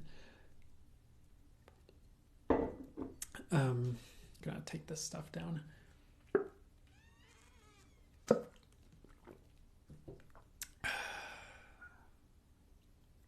I am tempted to go get a little bit more water before I start this, just so my mouth doesn't run dry when I'm channeling. I'm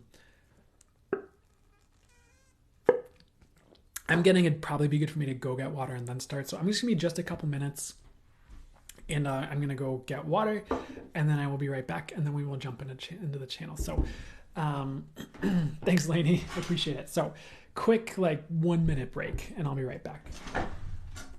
Love you guys.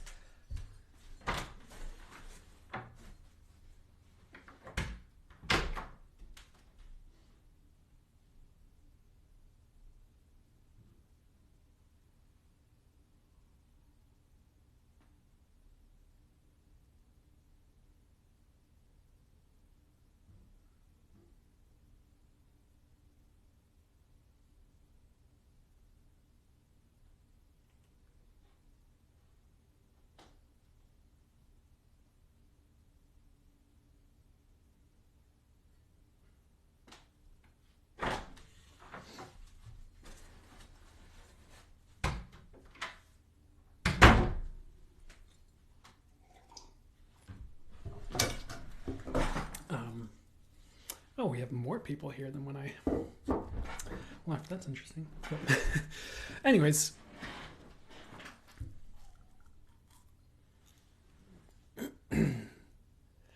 Yeah, I mean, I just had to open the water spout and fill the mug. And I do love, I mean, mugs for water for me are very convenient with my setup right now, but you do go through those 16 ounces or so very quickly sometimes. Oh, thanks, Catherine. Love you too. Okay. Give me 1 second here.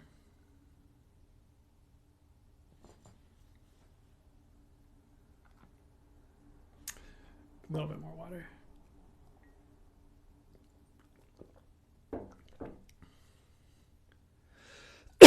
So, to go through the spiel, of course, I'm going to channel my spirit guides and angels and source directly. Most of you are familiar with it. Ooh, 1 second. I need to take a quick second before we start. So I might hang out for just a second more and then we'll begin.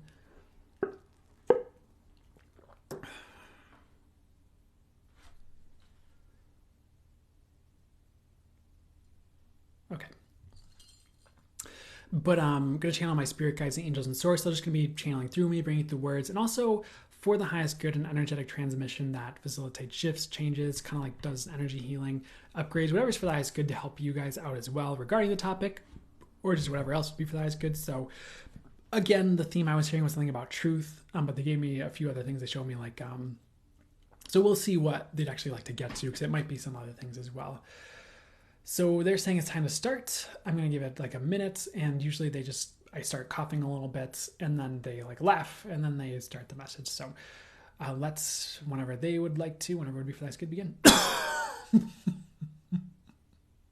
Welcome to today's channel message for you, and for whenever you see this, and if you rewatch this multiple times, that's okay too. You might get different things from the messages, or even the lives and readings in general. If you go back and rewatch them, you may get different messages to go along with what you picked up the first time. And you don't need to. It is not a necessary thing. It is only if you feel guided back to it or called to it that it is confirmation for you. But what do you need to hear today from us? That truth is rising on the planet. And we've said this before. Other creators have said this. Other channelers have said this. This is a moment of truth for the collective. This collective, and also on a broader scale, more people. For truth is being unveiled in people's lives more and more and more and more. It is an unveiling energy that deserves to be here on Earth and deserves to override any energies of illusion, mistruth, lying. People are going to get better at reading people for the highest good. Not necessarily the people who would do ill with it, for they would learn their lesson very quickly if they were to get better at reading people and then use that to their advantage in a negative way to others or other beings. It is one thing to utilize that to your advantage for your highest good, the highest good. That is recommended. That is why you have those gifts. You are not meant to use them to your detriment or anything of the sort. You are meant to use them in a way that's for the highest good. But someone who were to gain that ability to see through others and use that to harm others, get one over, play the old 3D, 2D, lower games with others, or again, use it to harm, they would get a lesson from the universe very, very quickly that that is not the way you go about things, whether they have more trouble reading others than usual. And again, this is not to get you beating up on yourself. For some of you are very good people, and it's just not for the highest good for you to read someone that is a neighbor or a person in your life or a channeler on the computer or on TV or whatever you listen to or watch. It's just not the right moment for you to get that read. You are meant to listen, or you are meant to focus on something else. So we're not telling you that you have done something wrong if you have trouble reading one person at one time. It could be that that person just does not want to be read. They are very closed off. They will fight you energetically every inch of the way. So it's not your fault in that circumstance that you cannot read that person. But what we were actually talking to is those who would wish harm on others and use their gifts for that. They would have a very rude awakening when that backfired so very terribly on them that they would likely never do it again. And it would happen again and again until they stopped doing that, because the universe does not hand people these gifts for them to go willy-nilly and cause negative destruction, purposeful harm on others, or anything lower like that. It gives people gifts for them to be a blessing to this universe, to its denizens, and it can be taken away if it's misused. It won't for all of you, and it's okay if people make a mistake sometimes or just need to have a lesson to get on the right track. The universe is forgiving. The universe is lenient to a point, but the universe does not take crap, because why would it when it knows the truth of a circumstance or where someone is coming from? And we are telling you this because many of you can be afraid of people who wish ill or wish harm or think that there are people who know everything that could potentially harm you, which is not the case, by the way. And you do not need to fear, for the universe is correcting things as things go along, and correcting things regarding people who try to harm others with their gifts. And none of you are that person. If you are, you will be reformed. None of you want to be that person. The reason we tell you this is so that you do not become afraid. When we tell you that people are going to be seeing more clearly, reading the energies better, becoming more adept, becoming more in tune, and a truly in tune person who's connected is going to see the truth not to mess with people with their gifts as part of their upbringing into that level of awareness. It is hard to become super, super, super aware if you are not going to acknowledge the lights or the truth of that circumstance.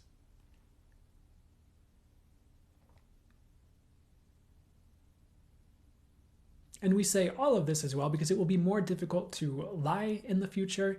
It already is. More people are catching on. The internet itself is a barometer for this. In some instances, it is harder for people to get away with things if they are a celebrity or a person in power. The internet is unveiling a lot more than some people expected. And sure, there are some people who are hiding things, but they will be exposed because the truth energy is consuming everything in its way. It is becoming too bright over time for other energies to stand in its way that would oppose that truth energy. And the truth is the way. The truth being exposed is the way. Not all of it's pretty, but it's what will lead to the better. So we would say do not shy away from the truth. In many instances, a grand overarching truth is probably better than you realize.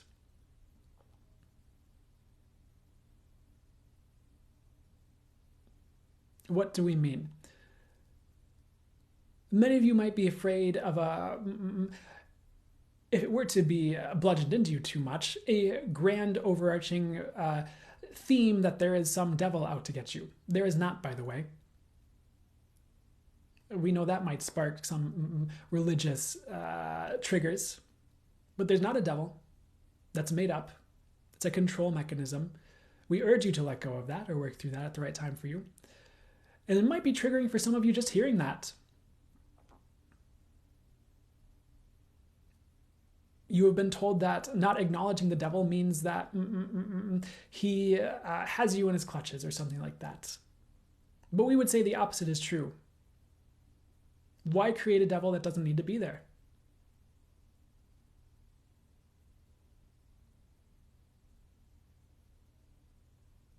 You don't need to fear anything. But that would be the example of a grand overarching truth that's better than you thought it could be or was, is that there is no devil. What a relief. There's your light, free, overarching truth that sets you free. Sometimes there, of course, are circumstances that are a bit more difficult. You realize a friend is a certain way that you didn't think they would be, or someone is wishing you ill, to use that example. But that steers you away from that person and that energy in the future. And you would likely much rather have the truth and be able to navigate your life accurately in ways that are for your highest good than bury your head in the sand and live a lie for 10 years and wonder why nothing's working out for you when you have someone sabotaging you every time you try to get a relationship or something like that. You'd rather know the truth, as painful as it might be at first, because as the common phrase go, it sets you free. So there are truths that are what you might call good, truths that you might call painful, but they need to come out. For you to live your best life, for the collective to be the best it can be, the truth needs to surface. So are you ready for truths, painful or ease-filled? Are you ready for more truth in your life or your world? And we would advise, if you are, and you get that you are, that you ask for it. But the right amount of it, at the right speed that's comfortable for you if you must ask for that. You do not need to ruin your life for the next week, 10 days, year by unveiling so much truth that your head spins and everything crumbles. Not necessary, won't even happen, but at the right speed for you, the right amount of truth that brings you to the right place at the right times. Will you ask for that? And again, as you become a beacon of truth, you become that example for others. As you live truth in your life gets better and brighter and lighter, and perhaps certain people will like you more. Not that it's about that. Having the courage to be disliked would be very freeing for some of you, because you could live your truth without worrying what people thought. And the truth is, you don't need to worry. They're just thinking what they think. It does not matter. It has nothing to do with you.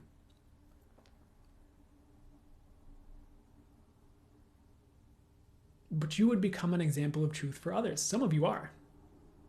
And you're becoming more of that, shining brighter in that way. And that is shifting the collective. We are hitting on this theme because you need this energy. We are bringing this transmission because you need that energy. It's going to spark some things, open some things, open you to joy through truth, open you to higher frequency through truth, open you to being, should it be in the highest good for you, a beacon of truth. And that will set you free. It sounds silly, but it's true. So if you are ready to be that beacon of truth, please ask for it. And you might get a few things that are uncomfortable, but it's better than living a lie. It's better than burying your head in the sand and wondering why it all went to crap 5 years later. And while there can be painful shifts when truth is unveiled, we will not sugarcoat it. It always leads to better. And you can heal. You can heal from the change. So what truth are you ready to acknowledge? That you already know. What truth are you ready to receive? And this truth could be a compliment, by the way. This truth could be something that lifts you. Some of you are trained to see the truth as scary, a few of you. Some of you are trained to think it is something you cannot see, but you can. You are truth on some level. That frequency is within all of you. You just have to be willing to unveil it, become it, step into it, invite it. Become the energy you'd like to be. One exercise we would recommend, write down the energies you'd like to be. Love, truth, peace, abundance, prosperity, good luck, good fortune, fun. Because you can be a beacon of those energies for others in the world.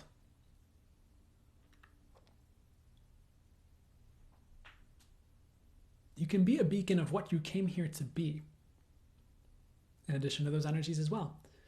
And many of you came here to be an energy, in addition to all your other missions, every other aspect of you. And you do not need to limit things to a singular definition that is not multidimensional. You did not come here just to be an energy. You came here to be an energy and do a thing and have this conversation and create XYZ thing and have this impact and experience this fun and joy and heal this heartbreak from the past. You came here for all of it. But one thing you came here to be is an energy. So 2 parts. What energy would you like to be? And the second, an intuitive question, what energy did you come here to be? This will be surprising. Some of you did not realize you came here to be joy. Some of you did not realize you came here to be truth, light, peace, a pleasant surprise for others. But you are. You already are in some ways. Otherwise, you would not have come here to be those energies. They are inherent within you and your encoding. It's part of your soul. It's part of your framework. Part of who you are. But that could help you understand your value. If you got clear on what you came here to be, energy-wise. And that's a one facet, one way of looking at things. There's more. But that's one way to look at it. And you can look at what energy you came here to have and be, and realize its value, and realize you are value more, and realize you are infinitely valuable, and stop devaluing all you came here to be because it is important. Otherwise, you would not be here. Yes, people can argue that nothing is important. But if you look at everything, there is a level of importance to what you do, what you say, what you be, who you are. At least on some level. Because you did not come here for nothing. That would be a joke. While the divine has a sense of humor, it does not play tricks. The only time it plays tricks is if you really deserve tricks. or you are being a trickster. That's not to say it sends trickster energies. Many people are afraid of trickster energies. They do not exist in the way you think. It is a man-made creation and notion, and you need to let go of that. If you are afraid of that, you need to let go of that. It's much like the devil in some ways.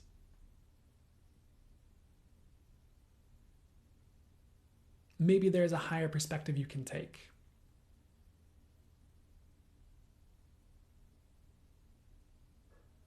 But the divine is not here to play tricks. The divine is here to get work done. The divine is here to be. The divine is here to bring you to another level right now. So will you receive that without the tricks? And none of you deserve tricks. So we are going to close this channel soon. We've got the message across.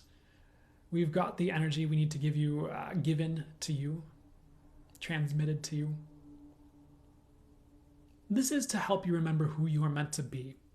This energy lesson, this intuitive question. As you remember who you're meant to be, you become it quite naturally. It's easier to step into it.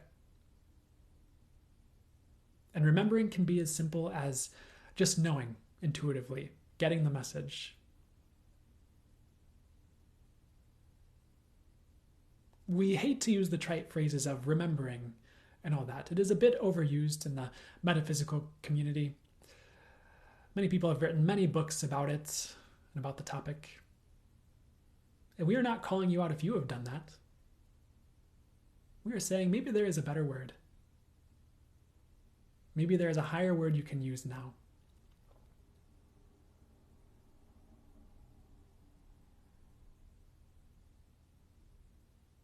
Are you ready to let go of the patterns that keep you where you're at?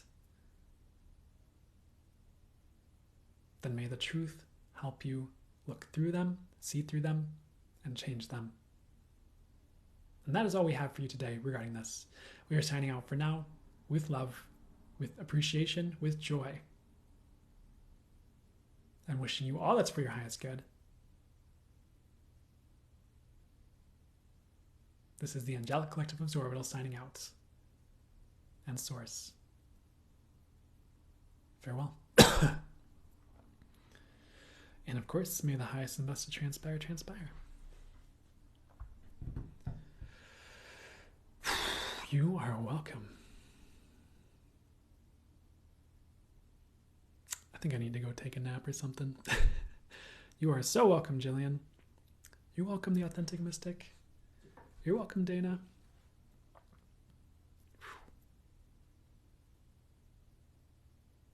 Yeah, I need to take a break after that.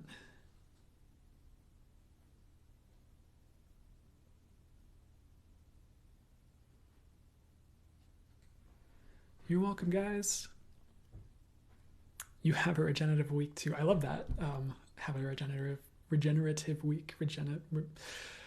Had the human thing where I forgot how words worked for a second. You are welcome, guys. When you began channeling, a blue jay came to me. Oh, that's awesome. For me, I'm not sure if it's the same for you, but for me, blue jays are like a sign of like a joy and happiness, like the sun, which is funny because the sun is in your emoji, in your name. That's the way it's showing up on here. So that's a really good sign. Thank you. And that's confirmation for me to trust as well.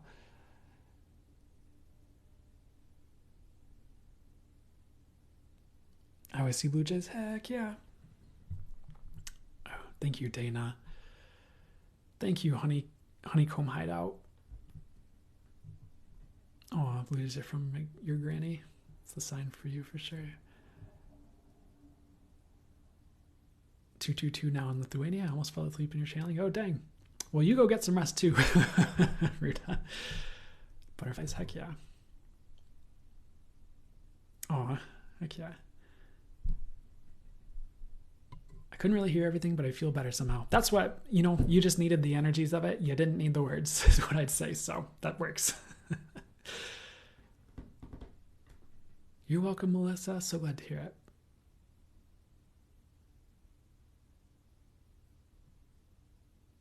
You're welcome, Damien.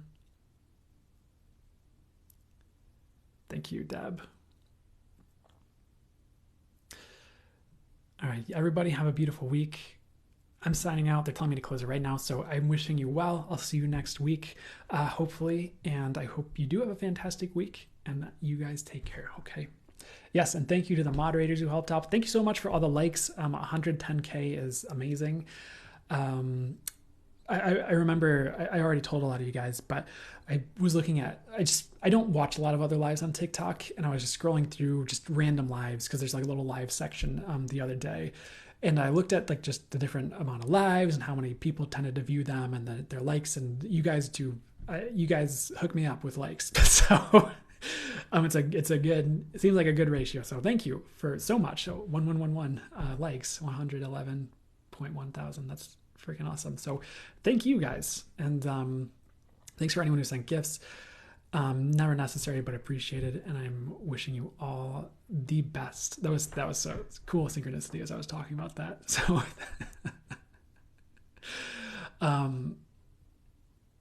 that's so funny. But I love doing this for you guys. I appreciate getting to do it for you, and I appreciate you. And again, wishing you well. And I will see you.